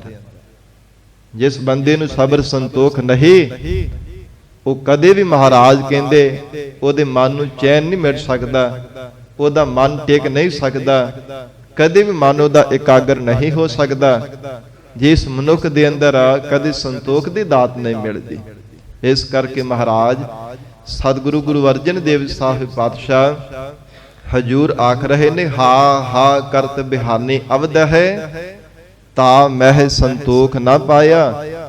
ਮਹਾਰਾਜ ਕਹਿੰਦੇ ਇਸ ਪ੍ਰਬਲ ਮਾਇਆ ਦੇ ਵਿੱਚ, ਧਨ ਪਦਾਰਥਾਂ ਦੇ ਵਿੱਚ, ਮਾਇਕੀ ਪਦਾਰਥਾਂ ਵਿੱਚ ਲੱਗਣੇ ਕਰਕੇ ਸਾਰੀ ਆਰਬਲ ਮਨੁੱਖ ਦੀ ਇਸੇ ਤਰ੍ਹਾਂ ਬੀਤ ਜਾਂਦੀ ਹੈ। ਪਰ ਮਹਾਰਾਜ ਕਹਿੰਦੇ ਮਨ ਨੂੰ ਕਦੇ ਵੀ ਸੰਤੋਖ ਨਹੀਂ ਇਸ ਨੇ ਪਾਵਨਾ ਕੀਤਾ। ਹਸਤ ਰਥ ਅਸਵ ਪਵਨ ਤੇਜ। ਫਿਰ ਹੁਣ ਜਿਵੇਂ ਤਰ੍ਹਾਂ ਤਰ੍ਹਾਂ ਦੀਆਂ ਸਵਾਰੀਆਂ ਜੀਵਨ ਦੇ ਵਿੱਚ ਧਾਰਨ ਕਰਦਾ, ਕਦੇ ਹਾਥੀ ਦੀ ਸਵਾਰੀ ਕਰਦਾ, ਕਦੇ ਘੋੜਿਆਂ ਦੀ, ਕਦੇ ਪਾਲਕੀਆਂ ਦੀ ਸਵਾਰੀ ਕਰਦਾ। ਜਿੱਦਾਂ ਦਾ ਮਨ ਇੱਛਾ ਕਰਦਾ ਹੈ। ਬੜਾ ਵੀ ਮਹਾਰਾਜ ਕਹਿੰਦੇ ਕੋਈ ਭਾਵੇਂ ਧਨੀ ਬਣ ਜਾਵੇ। ਸੱਚੇ ਪਾਤਸ਼ਾਹ ਹਜੂਰ ਕਹਿੰਦੇ ਹਸਤ ਹਾਥੀਆਂ ਤੇ ਚੜ੍ਹਨਾ ਤੇ ਰਥਾਂ ਤੇ ਪਾਲਕੀਆਂ ਤੇ ਚੜ੍ਹਨਾ। ਅਸਲ ਜਿਹੜੇ ਘੋੜੇ ਹਨ, ਘੋੜਿਆਂ ਦੇ ਉੱਪਰ ਸਵਾਰ ਹੋਣਾ, ਜਾਂ ਪਵਨ ਸਰ ਸੰਗਤ ਜੀ, ਜਾਂ ਫਿਰ ਪਵਨ ਪਾਉਣ ਦੀ ਤਰ੍ਹਾਂ ਜਿਹੜੇ ਤੇਜ਼ੀ ਦੇ ਨਾਲ ਚੱਲਣ ਵਾਲੇ ਘੋੜੇ ਆ। ਧਨੀ ਭੂਮਨ ਚਤੁਰਾਂਗਾ। ਇਸ ਪ੍ਰਕਾਰ ਬੜਾ ਵੀ ਭਾਵੇਂ ਕੋਈ ਧਨੀ ਬਣ ਜਾਵੇ, ਧਨਾਢ ਪੁਰਸ਼ ਬਣ ਜਾਵੇ, ਫਿਰ ਭੂਮਨ ਧਰੀ ਧਰਤੀ ਦਾ ਮਾਲਕ ਬੜਾ ਜ਼ਿਮੀਦਾਰ ਵੀ ਭਾਵੇਂ ਬਣ ਜਾਣਾ ਕਰੇ, ਤੇ ਚਤੁਰਾਂਗਾ 4 ਪ੍ਰਕਾਰ ਦੀ ਫੌਜ ਵੀ ਭਾਵੇਂ ਮਨੁੱਖ ਦੇ ਕੋਲ ਆ ਜਾਵੇ। ਪੈਦਲ ਚੱਲਣ ਵਾਲੀ, ਘੋੜਿਆਂ ਤੇ ਚੱਲਣ ਵਾਲੀ, ਹਾਥੀਆਂ ਤੇ ਚੱਲਣ ਵਾਲੀ, ਜਾਂ ਫਿਰ ਰਥਾਂ ਤੇ ਚੱਲਣ ਵਾਲੀ ਫੌਜ। ਪਹਿਲਾਂ 4 ਪ੍ਰਕਾਰ ਦੀ ਫੌਜ ਹੋਇਆ ਕਰਦੀ ਸੀ। ਹੁਣ ਤਾਂ ਭਾਵੇਂ ਤਰ੍ਹਾਂ ਤਰ੍ਹਾਂ ਦੀਆਂ ਫੌਜਾਂ ਹਨ, ਹਵਾਈ ਸੈਨਾ ਵੀ ਹੈ, ਤਰ੍ਹਾਂ ਤਰ੍ਹਾਂ ਦੀਆਂ ਫੌਜਾਂ ਨੇ ਸਾਧ ਸੰਗਤ ਜੀ। ਪਰ ਪਹਿਲਾਂ 4 ਪ੍ਰਕਾਰ ਦੀ ਕਹਿੰਦੇ ਕਿ ਫੌਜ ਹੋਇਆ ਕਰਦੀ ਸੀ। ਪਹਿਲਾਂ ਸਮੇਂ ਵਿੱਚ ਜਦੋਂ ਯੁੱਧ ਹੁੰਦੇ ਸਨ, ਕੋਈ ਹਾਥੀਆਂ ਤੇ ਚੜ੍ਹ ਕਰਕੇ ਦੁਸ਼ਮਣ ਦਾ ਮੁਕਾਬਲਾ ਕਰਦਾ, ਕੋਈ ਘੋੜਿਆਂ ਤੇ ਅਸਵਾਰ ਹੋ ਕਰਕੇ ਹੱਥਾਂ ਵਿੱਚ ਨੇਜੇ ਲੈ ਲੈ ਕਰਕੇ ਦੁਸ਼ਮਣਾਂ ਨੂੰ ਪਰੋਂਦਾ, ਔਰ ਇਸ ਪ੍ਰਕਾਰ ਕੋਈ ਰਥਾਂ ਤੇ ਬੈਠ ਕਰਕੇ ਧਨੁਖ ਦੇ ਚਿੱਲੇ ਵਿੱਚ ਤੀਰ ਜੋੜ ਜੋੜ ਕਰਕੇ ਖਿੱਚ ਖਿੱਚ ਕਰਕੇ ਦੁਸ਼ਮਣਾਂ ਨੂੰ ਪਰੋਂਦਾ, ਤੇ ਕੋਈ ਧਰਤੀ ਤੇ ਪੈਦਲ ਚੱਲ ਕਰਕੇ ਹੱਥਾਂ ਵਿੱਚ ਤਲਵਾਰਾਂ ਲੈ ਕੇ ਸ਼ਸਤਰਾਂ ਦੇ ਨਾਲ ਪ੍ਰਹਾਰ ਕਰਦਾ। ਇਹ 4 ਪ੍ਰਕਾਰ ਦੀ ਫੌਜ ਮੰਨੀ ਹੈ। ਸੱਚੇ ਪਾਤਸ਼ਾਹ ਮਹਾਰਾਜ ਕਹਿੰਦੇ ਹਸਤ ਰਾਤ ਅਸਵ ਪਵਨ ਤੇਜ ਧਣੀ ਭੂਮਨ ਚਤੁਰੰਗਾ। ਹੇ ਗੁਰਸਿੱਖੋ, ਭਾਵੇਂ 4 ਪ੍ਰਕਾਰ ਦੀ ਫੌਜ ਵੀ ਜੀਵ ਦੇ ਕੋਲ ਆ ਜਾਵੇ, ਬਹੁਤ ਧਨਾੜ ਬਣ ਜਾਵੇ, ਵੱਡਾ ਜ਼ਿਮੀਂਦਾਰ ਵੀ ਬਣ ਜਾਵੇ, ਧਰਤੀ ਬਹੁਤ ਜ਼ਿਆਦਾ ਜ਼ਮੀਨ ਵੀ ਭਾਵੇਂ ਮਨੁੱਖ ਦੇ ਕੋਲ ਆ ਜਾਵੇ, ਸੰਗ ਨਾ ਚਾਲਿਓ ਇਨ ਮਹਿ ਕਛੂ ਹੈ। ਪਰ ਇਹ ਨਿਸ਼ਚੈ ਕਰਕੇ ਜਾਣ ਲਓ, ਇਹਨਾਂ ਦੇ ਵਿੱਚੋਂ ਕੁਝ ਵੀ ਜੀਵ ਦੇ ਸਾਥ ਜਾਣ ਵਾਲਾ ਨਹੀਂ ਹੈ। ਮਹਾਰਾਜ ਕਹਿੰਦੇ ਭਾਵੇਂ ਜਿੰਨੇ ਪ੍ਰਕਾਰ ਦੀ ਮਰਜ਼ੀ, ਜਿੰਨੀ ਵੱਡੀ ਮਰਜ਼ੀ ਫੌਜ ਹੋਵੇ, ਪਰ ਸੱਚੇ ਪਾਤਸ਼ਾਹ ਕਹਿੰਦੇ ਸੰਗ ਨਾ ਚਾਲਿਓ ਇਨ ਮਹਿ ਕਛੂ ਹੈ। ਇਹਨਾਂ ਦੇ ਵਿੱਚੋਂ ਨਾ ਤਾਂ ਧਨ, ਨਾ ਪਦਾਰਥ, ਨਾ ਫੌਜਾਂ। ਮਹਾਰਾਜ ਕਹਿੰਦੇ ਕੋਈ ਵੀ ਇਹ ਜੀਵ ਤੇਰੇ ਨਾਲ ਜਾਣ ਵਾਲਾ ਨਹੀਂ ਹੈ। ਊਠ ਸਦਾਇਓ ਨਾਂਗਾ। ਜਿਵੇਂ ਨੰਗਾ ਸੰਸਾਰ ਦੇ ਅੰਦਰ ਆਏ ਸੀ, ਉਦਾਂ ਹੀ ਸੰਸਾਰ ਤੋਂ ਉੱਠ ਕਰਕੇ ਚਲੇ ਜਾਣਾ। ਨਾਂਗੇ ਆਵਨ ਨਾਂਗੇ ਜਾਣਾ, ਕੋਈ ਨਾ ਰਹਿ ਹੈ ਰਾਜਾ ਰਾਣਾ। ਮਹਾਰਾਜ ਕਹਿੰਦੇ ਕੋਈ ਵੀ ਸੰਸਾਰ ਦੇ ਅੰਦਰ ਭਾਵੇਂ ਕੋਈ ਚੱਕਰਵਰਤੀ ਬਾਦਸ਼ਾਹ, ਕੋਈ ਰਾਜਾ ਮਹਾਰਾਜਾ ਵੀ ਕਿਉਂ ਨਾ ਹੋਵੇ ਸਨ, ਪਰ ਜਿੱਦਾਂ ਆਇਆ ਸੰਸਾਰ ਤੋਂ ਉਸੇ ਤਰ੍ਹਾਂ ਹੀ ਜਾਣਾ ਪਵੇਗਾ। ਸੰਗਤ ਜੀ, ਸਿਕੰਦਰ ਬਾਦਸ਼ਾਹ ਨੇ ਭਾਵੇਂ ਕਿੰਨੀਆਂ ਮੱਲਾਂ ਮਾਰੀਆਂ ਨੇ, ਦੇਖ ਲਓ ਆਬੇ ਹਯਾਤ ਤੱਕ ਵੀ ਭਾਵੇਂ ਪਹੁੰਚ ਕਰ ਲਈ ਸੀ, ਪਰ ਬਿਨਾਂ ਕਰਮਾਂ ਤੋਂ ਕਹਿੰਦੇ ਜ਼ਿੰਦਗੀ ਵਿੱਚ ਮਨੁੱਖ ਨੂੰ ਦਾਤ ਨਹੀਂ ਨਾ ਜਿਵੇਂ ਮਿਲਦੀ, ਏਦਾਂ ਅੰਮ੍ਰਿਤ ਦਾ ਕੁੰਡ ਵੀ ਹੱਥਾਂ ਵਿੱਚੋਂ ਛੁੱਟ ਗਿਆ ਸੀਗਾ ਸਿਕੰਦਰ ਬਾਦਸ਼ਾਹ ਦੇ। ਰਾਖਸ਼ਾਂ ਦਾ ਵੀ ਉਹਨੇ ਸੰਗਤ ਜੀ ਸਾਹਮਣਾ ਕੀਤਾ। ਬੜੇ ਬੜੇ ਜਕਸ਼ਾਂ ਨੂੰ ਮਾਰ ਮਾਰ ਕਰਕੇ ਪਹਾੜਾਂ ਨੂੰ ਚੀਰਦੇ ਹੋਏ ਨੇ ਅੰਮ੍ਰਿਤ ਦੇ ਕੁੰਡ ਤੱਕ ਪਹੁੰਚ ਕਰ ਲਈ ਸੀ, ਪਰ ਮਰਨ ਵੇਲੇ ਆਪਣੇ ਸਾਥੀਆਂ ਨੂੰ, ਆਪਣੇ ਚਾਕਰਾਂ ਨੂੰ ਪਤਾ ਕੀ ਕਿਹਾ? ਕਹਿੰਦਾ ਜਦੋਂ ਮੇਰੀ ਮੌਤ ਹੋਵੇਗੀ ਨਾ, ਸ਼ਮਸ਼ਾਨ ਘਰ ਦੇ ਵਿੱਚ ਮੇਰੀ ਦੇਹੀ ਨੂੰ ਲੈ ਕਰਕੇ ਜਾਵੋਗੇ, ਹੱਥ ਮੇਰੇ ਖੱਪਣ ਦੇ ਵਿੱਚੋਂ ਬਾਹਰ ਕੱਢ ਕੇ ਲੈ ਕੇ ਜਾਇਓ। ਤੇ ਬੜੇ ਹੈਰਾਨ ਹੋ ਕਰਕੇ ਪੁੱਛਣ ਲੱਗੇ, ਕਹਿਣ ਲੱਗੇ ਬਾਦਸ਼ਾਹ ਇਹ ਕੀ ਕਾਰਨ? ਕਹਿੰਦੇ ਲੋਕਾਂ ਨੂੰ ਅਕਲ ਆ ਜਾਵੇ, ਸੰਸਾਰ ਦੇ ਲੋਕਾਂ ਨੂੰ ਸਮਝ ਪੈ ਜਾਵੇ ਕਿ ਇੰਨਾ ਵੱਡਾ ਬਾਦਸ਼ਾਹ ਹੋ ਕੇ ਵੀ ਖਾਲੀ ਹੱਥ ਚੱਲਿਆ ਤੇ ਆਪਾਂ ਕੀ ਲੈ ਜਾਵਾਂਗੇ, ਲੋਕਾਂ ਨੂੰ ਗਿਆਨ ਮਿਲ ਜਾਵੇਗਾ। ਮਹਾਰਾਜ ਸਤਿਗੁਰੂ ਅਰਜਨ ਦੇਵ ਸਾਹਿਬ ਸੱਚੇ ਪਾਤਸ਼ਾਹ ਹਜੂਰ ਕਹਿੰਦੇ ਸੰਗ ਨਾ ਚਾਲਿਓ ਇਨ ਮਹਿ ਕਛੂ ਹੈ, ਊਠ ਸਦਾਇਓ ਨਾਂਗਾ। ਤੇ ਮਹਾਰਾਜ ਜੀ ਨੇ ਗੁਰਬਾਣੀ ਵਿੱਚ ਵੱਡੇ ਵੱਡੇ ਦੇਵੀ ਸ਼ਕਤੀਆਂ ਦੇ ਪ੍ਰਮਾਣ ਦੇ ਕਰਕੇ ਵੀ ਸਮਝਾਇਆ ਕਿ ਕਿਤੇ ਦੁਨਿਆਵੀ ਮਨੁੱਖਾਂ ਦੇ ਵਿੱਚ ਲੱਗ ਕਰਕੇ ਨਾ ਕੋਈ ਆਖੇ ਕਿ ਦੇਵੀ ਸ਼ਕਤੀਆਂ ਤੇ ਨਾਲ ਲੈ ਗਈ ਹੈ। ਨਹੀਂ, ਜਿਵੇਂ ਹਜੂਰ ਨੇ ਬਚਨ ਉਚਾਰਨ ਕੀਤੇ ਹੈ, 1 ਲੱਖ ਪੂਤ 1.25 ਲੱਖ ਨਾਤੀ, ਤੇ ਰਾਵਣ ਘਰ ਜੀਆ ਨਾ ਬਾਤੀ। ਰਾਵਣ ਦਾ ਕਹਿੰਦੇ 1 ਲੱਖ ਪੁੱਤਰ ਤੇ 1.25 ਲੱਖ ਪੋਤਰਾ, ਇੰਨਾ ਵੱਡਾ ਪਰਿਵਾਰ ਸੀਗਾ, ਪਰ ਦੇਖ ਲਓ ਘਰ ਦੇ ਵਿੱਚ ਦੀਵਾ ਜਗਾਉਣ ਵਾਲਾ ਵੀ ਕੋਈ ਨਾ ਰਿਹਾ। ਤੇ ਜਿਹੜੀ ਮੰਦੋਤਰੀ ਸੀ ਨਾ ਦੀ ਧਰਮ ਸੁਪਤਨੀ, ਜਦੋਂ ਰਾਵਣ ਦੀ ਮੌਤ ਹੋਈ ਸੰਗਤ ਜੀ, ਉਸ ਸਮੇਂ ਇੱਕ ਰੱਤੀ ਮਾਤਰ ਸੋਨਾ ਵੀ ਕਿਤੇ ਨਸੀਬ ਨਹੀਂ ਸੀਗਾ ਹੋਇਆ, ਕਿਉਂਕਿ ਇਹਨਾਂ ਦੇ ਮਤ ਅਨੁਸਾਰ ਬ੍ਰਾਹਮਣ ਦੀ ਜਦੋਂ ਮੌਤ ਹੁੰਦੀ ਹੈ ਨਾ, ਮੂੰਹ ਦੇ ਵਿੱਚ ਇੱਕ ਰੱਤੀ ਸੋਨਾ ਪਾਇਆ ਜਾਂਦਾ ਹੈ, ਪਾ ਕੇ ਤੇ ਫਿਰ ਸਾਰੀ ਸੰਗਤ ਜੀ ਬਾਕੀ ਅੰਤਮ ਕਿਰਿਆ ਕੀਤੀ ਜਾਂਦੀ ਹੈ। ਤੇ ਸ਼੍ਰੀ ਰਾਮਚੰਦਰ ਜੀ ਦੇ ਕੋਲ ਆਈ ਸੀ, ਕਹਿਣ ਲੱਗੀ ਭਗਵਾਨ ਇੱਕ ਰੱਤੀ ਸੋਨਾ ਤੇ ਮੈਨੂੰ ਦੇ ਦੇਵੋ। ਸਾਰੀ ਸੋਨੇ ਦੀ ਲੰਕਾ ਸੀ ਰਾਵਣ ਦੀ, ਪਰ ਇੱਕ ਰੱਤੀ ਸੋਨਾ ਵੀ ਨਸੀਬ ਨਹੀਂ ਹੋਇਆ ਮਰਨ ਤੋਂ ਬਾਅਦ। ਤੇ ਭਗਵਾਨ ਰਾਮਚੰਦਰ ਜੀ ਕਹਿਣ ਲੱਗੇ, ਕਹਿੰਦੇ ਕਿ ਅਸੀਂ ਤਾਂ ਉਹ ਸਾਰਾ ਜਿਹੜਾ ਰਾਜ ਭਾਗ ਉਹਦਾ ਮਾਲਕ ਭੀਖਣ ਨੂੰ ਬਣਾ ਦਿੱਤਾ, ਉਹਦੇ ਤੋਂ ਜਾਓ ਲੈ ਲਓ, ਅਸੀਂ ਨਹੀਂ ਕੁਝ ਵੀ ਕਰ ਸਕਦੇ। ਤੇ ਉਹਨੂੰ ਸ਼ਰੀਕ ਜਾਣ ਕਰਕੇ ਕਹਿੰਦੇ ਵੀ ਉਹਦੇ ਤੋਂ ਮੰਗਿਆ ਨਹੀਂ ਸੀਗਾ, ਭਾਵੇਂ ਦੇਖ ਲਓ ਸਾਰੀ ਲੰਕਾ ਦਾ ਮਾਲਕ, ਸੋਨੇ ਦੀ ਲੰਕਾ ਦਾ ਮਾਲਕ, ਇੰਨਾ ਵੱਡਾ ਪਰਿਵਾਰ, ਪਰ ਜਿਹੜੀ ਅੰਤਮ ਕਿਰਿਆ ਸੀ ਉਹ ਵੀ ਅਧੂਰੀ ਰਹਿ ਜਾਣਾ ਕੀਤੀ। ਧਰਮ ਦੇ ਅਨੁਸਾਰ ਉਹ ਮਰਜ਼ਾਦਾ ਵੀ ਪੂਰੀ ਨਹੀਂ ਸਨ ਕਰ ਸਕਿਆ। ਇਸ ਕਰਕੇ ਮਹਾਰਾਜ ਨੇ ਉਚਾਰਨ ਕੀਤਾ, ਊਠ ਸਦਾਇਓ ਨਾਂਗਾ। हे ਜੀਵ, ਜਿਵੇਂ ਸੰਸਾਰ ਦੇ ਵਿੱਚ ਆਏ ਉਦਾਂ ਹੀ ਸੰਸਾਰ ਤੋਂ ਤੂੰ ਚਲਾ ਜਾਵੇਂਗਾ। ਨੰਗਾ ਦੋਜਕ ਚਾਲਿਆ ਤਾਂ ਦਿਸੈ ਖਰਾ ਡਰਾਵਣਾ। ਹੁਣ ਤਾਂ ਭਾਵੇਂ ਤੂੰ ਔਗਣਾ ਭਰੇ ਕਰਮ ਕਰਦਾ, ਪਾਪ ਕਰਮ ਕਰਦਾ, ਕਰ ਔਗਣ ਪਛਤਾਵਣਾ, ਬਾਅਦ ਵਿੱਚ ਤੈਨੂੰ ਪਛਤਾਉਣਾ ਪਵੇਗਾ। ਹੁਣ ਭਾਵੇਂ ਹੰਕਾਰ ਦੇ ਨਸ਼ੇ ਵਿੱਚ ਬੰਦੇ ਨੂੰ ਬੰਦਾ ਨਹੀਂ ਜਾਣਦਾ, ਸਿੱਧੇ ਮੂੰਹ ਕਿਸੇ ਨਾਲ ਗੱਲ ਵੀ ਨਹੀਂ ਕਰਦਾ ਹੈ, ਗਰੀਬਾਂ ਤੇ ਮਜ਼ਲੂਮਾਂ ਤੇ ਅਤਿਆਚਾਰ ਕਰਦਾ ਹੈ, ਪਾਪ ਕਰਦਾ, ਕੋਹ ਕਰਕੇ ਮਾਰਦਾ ਹੈ। ਪਰ ਮਹਾਰਾਜ ਕਹਿੰਦੇ ਇਹਦਾ ਫਲ ਤੈਨੂੰ ਬਾਅਦ ਵਿੱਚ ਭੁਗਤਣਾ ਪਵੇਗਾ। ਜਦੋਂ ਫਲ ਭੋਗਣਾ ਪਿਆ ਫਿਰ ਤੂੰ ਪਛਤਾਵੇਂਗਾ, ਝੂਰੇਂਗਾ, ਮੱਥੇ ਤੇ ਹੱਥ ਮਾਰੇਂਗਾ, ਪਰ ਉਦੋਂ ਤਾਂ ਸਮਾਂ ਹੱਥੋਂ ਲੰਘ ਜਾਣਾ ਹੈ। ਸੱਚੇ ਪਾਤਸ਼ਾਹ ਮਹਾਰਾਜ ਕਹਿੰਦੇ ਗੁਰਸਿੱਖੋ, ਇਹ ਜੀਵ ਜਿਵੇਂ ਸੰਸਾਰ ਵਿੱਚ ਆਇਆ ਉਸੇ ਤਰ੍ਹਾਂ ਮਹਾਰਾਜ ਕਹਿੰਦੇ ਸੰਸਾਰ ਤੋਂ ਚਲੇ ਜਾਣ ਵਾਲਾ ਹੈ, ਕੋਈ ਵੀ ਇਹਦੇ ਨਾਲ ਜਾਣ ਵਾਲਾ ਨਹੀਂ ਹੈ। ਹਰ ਕੇ ਸੰਤ ਪ੍ਰਿਯ ਪ੍ਰੀਤਮ ਪ੍ਰਭ ਕੇ। ਫਿਰ ਸਿੱਖਾਂ ਨੇ ਪਿਆਰ ਵਿੱਚ ਆ ਕੇ ਬੇਨਤੀ ਕੀਤੀ ਹੈ, ਹੱਥ ਜੋੜ ਕਰਕੇ ਬੇਨਤੀ ਕਰਦੇ ਨੇ, ਸੱਚੇ ਪਾਤਸ਼ਾਹ ਫਿਰ ਜੀਵਨ ਦੀ ਸਫਲਤਾ ਲਈ, ਪਰਮ ਸੁਖ ਪਾਉਣ ਦੇ ਲਈ ਸਾਨੂੰ ਕੀ ਕਰਨਾ ਚਾਹੀਦਾ? ਆਪ ਮਹਾਰਾਜ ਕਿਰਪਾ ਕਰਕੇ ਸਾਨੂੰ ਸਮਝਾਵੋ।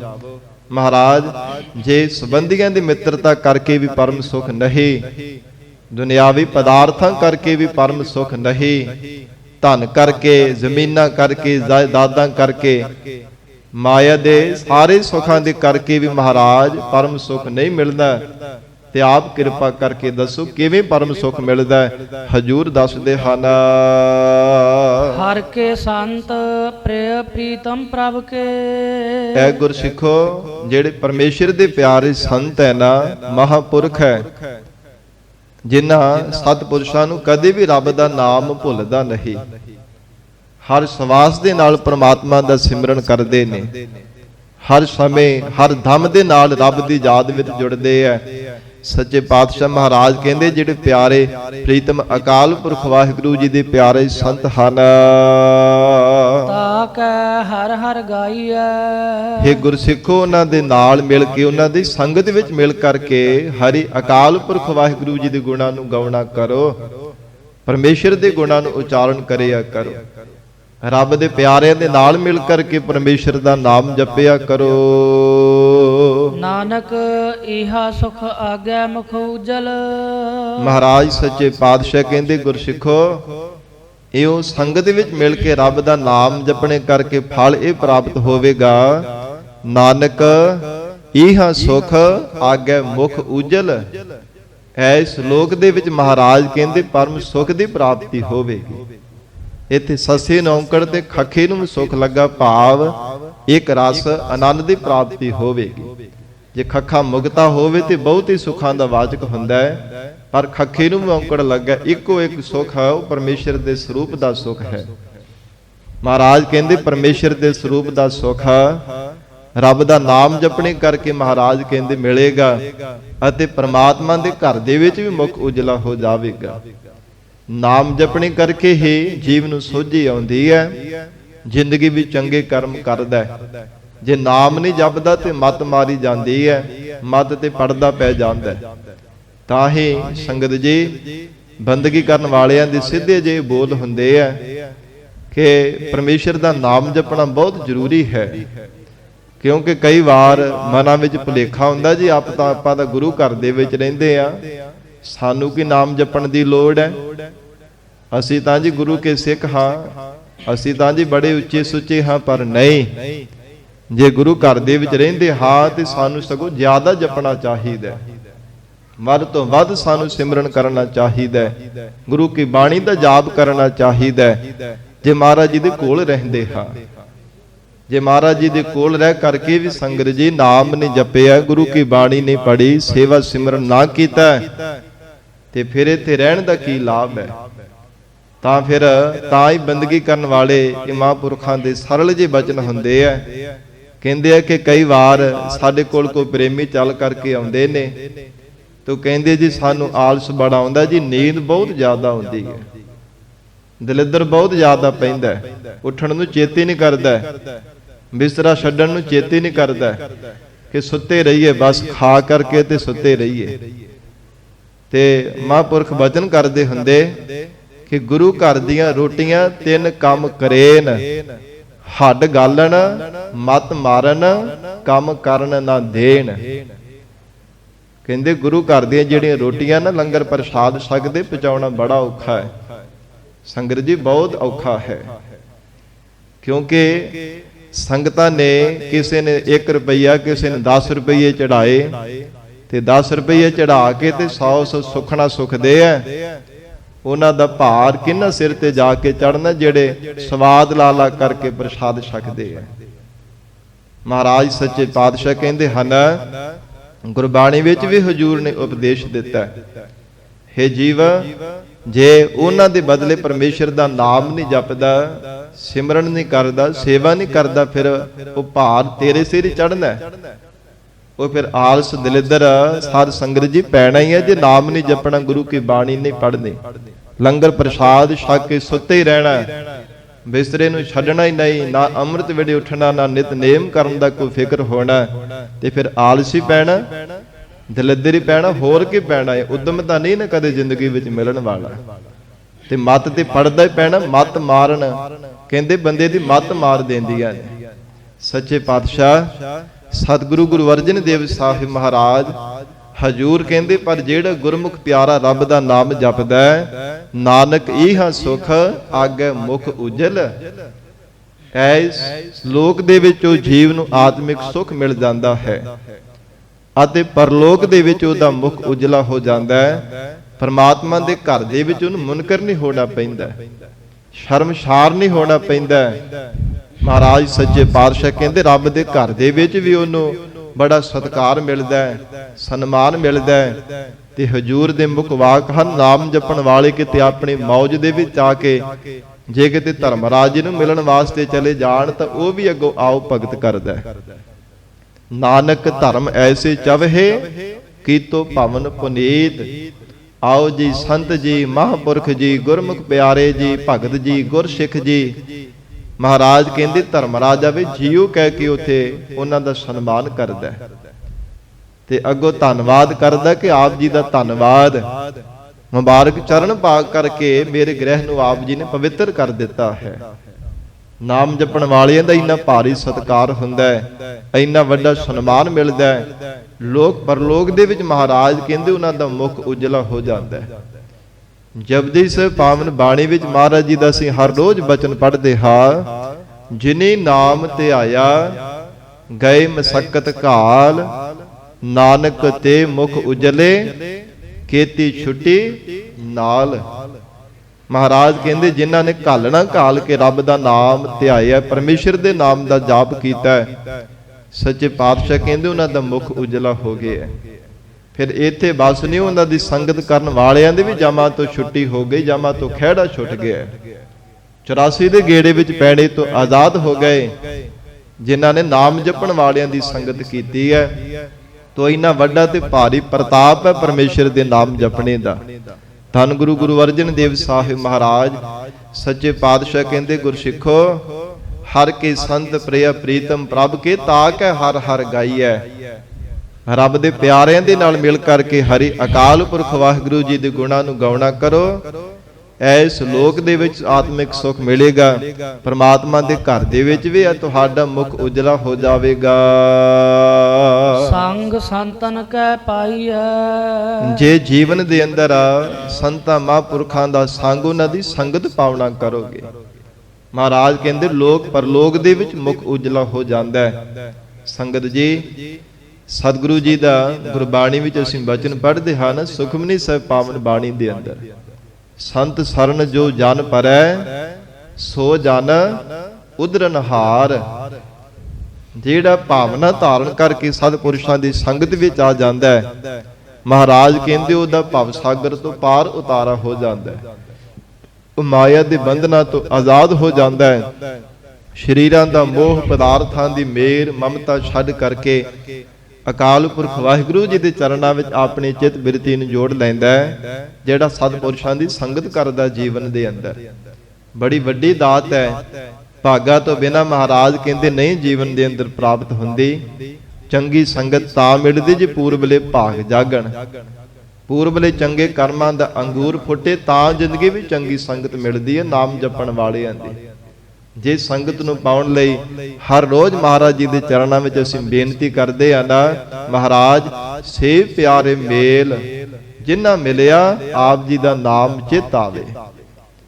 ਸੱਚੇ ਪਾਤਸ਼ਾਹ ਉਹਨਾਂ ਪਿਆਰਿਆਂ, ਰੱਬ ਦੇ ਪਿਆਰਿਆਂ ਆਪਣੇ ਪਿਆਰੇ ਗੁਰਮੁਖ ਜਨਾਂ ਸੰਤਾਂ ਮਹਾਂਪੁਰਖਾਂ ਦੇ ਨਾਲ ਸਾਨੂੰ ਮੇਲਣਾ ਕਰੋ, ਉਹਨਾਂ ਦੀ ਚੰਗੀ ਸੰਗਤ ਜੀਵਨ ਦੇ ਅੰਦਰ ਬਖਸ਼ੋ। ਮਹਾਰਾਜ ਦੀ ਸੰਗਤ ਵਿੱਚ ਮਿਲ ਕੇ ਆਪ ਜੀ ਦਾ ਨਾਮ ਸਾਨੂੰ ਚਿੱਤ ਵਿੱਚ ਆ ਜਾਵੇ। ਜਿਹੜਾ ਨਾਮ ਕਦੇ ਸਾਨੂੰ ਚੇਤੇ ਨਹੀਂ ਆਉਂਦਾ, ਨਾਮ ਜਪਣ ਦਾ ਸਾਡੇ ਮਨ ਵਿੱਚ ਖਿਆਲ ਵੀ ਨਹੀਂ ਆਉਂਦਾ, ਜਾਪ ਕਰਨੇ ਦਾ, ਗੁਰੂ ਕੀ ਬਾਣੀ ਪੜ੍ਹਨੇ ਦਾ, ਸੇਵਾ ਸਿਮਰਨ ਕਰਨੇ ਦਾ ਮਨ ਵਿੱਚ ਵਿਚਾਰ ਕਦੇ ਫੁਰਨਾ ਬਣਦਾ ਨਹੀਂ। ਮਹਾਰਾਜ ਆਪਣੇ ਪਿਆਰੇ ਨਾਮ ਜਪਣ ਵਾਲਿਆਂ ਦੀ ਸੰਗਤ ਬਖਸ਼ੋਗੇ ਤਾਂ ਸੁਭਾਵਕ ਹੀ ਮਹਾਰਾਜ ਸਾਡਾ ਮਨ ਚਾਹਤ ਕਰੇਗਾ ਨਾਮ ਜਪਣ ਦੇ ਲਈ। ਇਹ ਫੁਰਨਾ ਬਣਾਵੇਗਾ, ਜ਼ਰੂਰ ਬਣਾਵੇਗਾ ਕਿ ਮੈਂ ਵੀ ਰੱਬ ਦਾ ਨਾਮ ਜਪਾਂ। ਇਹ ਸੰਗਤ ਜੀ ਪ੍ਰੈਕਟੀਕਲ ਕਰਕੇ ਦੇਖ ਲੈਣਾ। ਸੁਭਾਵਕ ਹੈ ਜੇ ਕਿਤੇ ਸਾਹਮਣੇ ਨਿੰਦਕ ਬੰਦਾ ਆਉਂਦਾ ਹੋਇਆ ਨਜ਼ਰ ਆਵੇ ਨਾ ਤੇ ਮਨ ਦੇ ਵਿੱਚ ਉਦਾਂ ਦੇ ਫੁਰਨੇ, ਨਿੰਦਿਆ ਵਾਲੇ ਫੁਰਨੇ ਆਉਣੇ ਸ਼ੁਰੂ ਹੋ ਜਾਂਦੇ ਜਿੱਦਾਂ ਦੀ ਮਨੁੱਖ ਸੰਗਤ ਕਰਦਾ ਹੈ। ਜੇ ਚੋਰ ਦੀ ਸੰਗਤ ਕਰਦੇ ਆ ਨਾ ਤੇ ਉਦਾਂ ਦੇ ਮਨ ਵਲਵਲੇ ਬਣਾਉਣ ਲੱਗ ਪੈਂਦਾ, ਉਦਾਂ ਦੇ ਚੋਰੀ ਕਰਨ ਦੇ ਫੁਰਨੇ ਬਣਾਉਣ ਲੱਗ ਪੈਂਦਾ। ਜੇ ਕੋਈ ਈਰਖਾਲੂ, ਈਰਖਾ ਵਾਲੀਆਂ ਗੱਲਾਂ ਕਰਦਾ ਤੇ ਉਦਾਂ ਦੇ ਮਨ ਦੇ ਵਿੱਚ ਈਰਖਾ ਵਾਲੇ ਜਿਹੜੇ ਵਲਵਲੇ ਚੱਲਣ ਲੱਗ ਪੈਂਦੇ ਆ। ਸਾਧ ਸੰਗਤ ਜੀ, ਜੇਕਰ ਕੋਈ ਕੂੜ ਗਲਾਸ਼ਦਾ ਹੈ, ਜੋ ਕੂੜੇ ਝੂਠੇ ਮਨੁੱਖ ਦੀ ਮਾੜੀ ਸੰਗਤ ਕਰਦੇ, ਉਦਾਂ ਹੀ ਮਨ ਜਿਹੜਾ ਹੈ ਫਿਰ ਇਹ ਵੀ ਪ੍ਰੇਰਿਤ ਹੋ ਜਾਂਦਾ ਝੂਠ ਬੋਲਣ ਦੇ ਵਾਸਤੇ। ਮਨ ਨੂੰ ਰੰਗ ਚੜ ਜਾਂਦਾ ਉਦਾਂ ਦਾ। ਤੇ ਜੇ ਰੱਬ ਦੇ ਪਿਆਰਿਆਂ ਦੀ ਸੰਗਤ ਕਰੀਏ, ਕੋਲ ਜਾਈਏ, ਉਸੇ ਸਮੇਂ ਰੱਬ ਦਾ ਨਾਮ ਚੇਤੇ ਆਉਣ ਲੱਗ ਪੈਂਦਾ। ਉੱਥੋਂ ਦੀ ਵਾਈਬ੍ਰੇਸ਼ਨ ਹੀ ਇਦਾਂ ਦੀ ਹੁੰਦੀ ਹੈ, ਸੁਭਾਵਕ ਹੀ ਰੱਬ ਚੇਤੇ ਆ ਜਾਂਦਾ ਹੈ, ਕਿਉਂਕਿ ਉੱਥੇ ਹਰ ਵੇਲੇ ਰੱਬ ਦੀ ਯਾਦ ਹੈ। ਉਹ ਸੰਗਤ ਦੇ ਵਿੱਚ ਹਰ ਵੇਲੇ ਪ੍ਰਮਾਤਮਾ ਦੀ ਯਾਦ ਹੈ। ਹਰ ਵੇਲੇ ਉੱਥੇ ਸਤਨਾਮ ਵਾਹਿਗੁਰੂ, ਸਤਨਾਮ ਵਾਹਿਗੁਰੂ, ਵਾਹਿਗੁਰੂ ਵਾਹਿਗੁਰੂ ਵਾਹਿਗੁਰੂ ਦਾ ਸਿਮਰਨ ਹੁੰਦਾ ਹੈ। ਇਸ ਕਰਕੇ ਉਹ ਸੰਗਤ ਵਿੱਚ ਜਾਣ ਵਾਲਾ ਵੀ ਰੱਬ ਨੂੰ ਚੇਤੇ ਕਰਨ ਲੱਗ ਪੈਂਦਾ ਹੈ। ਮਹਾਰਾਜ ਸੱਚੇ ਪਾਤਸ਼ਾਹ ਹਜੂਰ ਕਹਿੰਦੇ ਗੁਰੂ ਚਰਨਾਂ ਵਿੱਚ ਅਰਦਾਸ ਕਰੋ। ਗਰੀਬ ਨਵਾਜ ਸਤਿਗੁਰੂ ਜੀਓ, ਆਪ ਕਿਰਪਾ ਕਰਕੇ ਸਾਨੂੰ ਚੰਗੀ ਸੰਗਤ ਜੀਵਨ ਦੇ ਅੰਦਰ ਦਾਤ ਬਖਸ਼ੋ। ਮਹਾਰਾਜ ਕਹਿੰਦੇ ਚੰਗੀ ਸੰਗਤ ਕਰਕੇ ਇਸ ਲੋਕ ਦੇ ਵਿੱਚ ਵੀ ਆਤਮਿਕ ਸੁਖ ਮਿਲਦਾ ਹੈ, ਜ਼ਿੰਦਗੀ ਦਾ ਆਨੰਦ ਪ੍ਰਾਪਤ ਹੁੰਦਾ ਹੈ, ਪਰਮ ਰਸ ਦੀ ਪ੍ਰਾਪਤੀ ਹੁੰਦੀ ਹੈ ਔਰ ਪ੍ਰਮਾਤਮਾ ਦੇ ਘਰ ਦੇ ਵਿੱਚ ਵੀ ਮੁਖ ਉਜਲਾ ਹੋ ਜਾਂਦਾ ਹੈ। ਇਹ ਲੋਕ ਸੁਖੀਏ ਪਰਲੋਕ ਸੁਹੇਲੇ, ਨਾਨਕ ਹਰ ਪ੍ਰਭ ਆਪੇ ਮੇਲੇ। ਇਹ ਦਾਤ ਜੀਵਨ ਦੇ ਅੰਦਰ ਪ੍ਰਾਪਤ ਹੋ ਜਾਂਦੀ ਹੈ। ਸਤਿਗੁਰੂ ਜੀ ਕਿਰਪਾ ਕਰਨ, ਸਾਨੂੰ ਸਭ ਨੂੰ ਦਰੋਂ ਕਰੋਂ ਪਿਆਰੀ ਸਿੱਖੀ ਨਾਮ ਦੀ ਦਾਤ ਅਤੇ ਆਪਣੇ ਚਰਨਾਂ ਦਾ ਭਰੋਸਾ ਤੇ ਪਿਆਰ ਬਖਸ਼ਿਸ਼ ਕਰਨ। ਜਿਨ੍ਹਾਂ ਨੂੰ ਸਿੱਖੀ ਬਖਸ਼ੀ ਹੈ, ਕਮਾਉਣ ਦਾ ਬਲ ਬਖਸ਼ਣ। ਇਹ ਮਹਾਰਾਜ ਸਾਹਿਬ ਦੇ ਚਰਨਾਂ ਵਿੱਚ ਅਰਦਾਸ ਕਰੀਏ। ਸਤਿਗੁਰੂ ਜੀ ਦੀ ਪਾਵਨ ਗੁਰਬਾਣੀ ਦੀ ਵਿਚਾਰ ਕਰਦਿਆਂ ਤੋਂ ਹੋਈਆਂ ਬੇਅੰਤ ਭੁੱਲਾਂ ਦੀ ਖਿਮਾ ਧੰਨ ਸ੍ਰੀ ਗੁਰੂ ਗ੍ਰੰਥ ਸਾਹਿਬ ਜੀ ਮਹਾਰਾਜ ਆਪ ਸੰਗਤ ਬਖਸ਼ਣਹਾਰ ਹੋ। ਅਗਾਹ ਵਾਸਤੇ ਅਸੀਸ ਪਿਆਰ ਬਖਸ਼ਿਸ਼ ਕਰਨਾ ਜੀ। ਲੇਖੈ ਕਤਹਿ ਨਾ ਛੁਟੀਐ, ਖਿਨ ਖਿਨ ਭੂਲਨ ਹਾਰ। ਬਖਸ਼ਣ ਹਾਰ ਬਖਸ਼ ਲੈ, ਨਾਨਕ ਪਾਰ ਉਤਾਰ। हर के संत प्रीतम प्रभ के, धाकै हर हर गाइयै। नानक इहा सुख आगे मुख उजल, संग संतन कै पाइयै। वाहिगुरु जी का खालसा, वाहिगुरु जी की फतेह।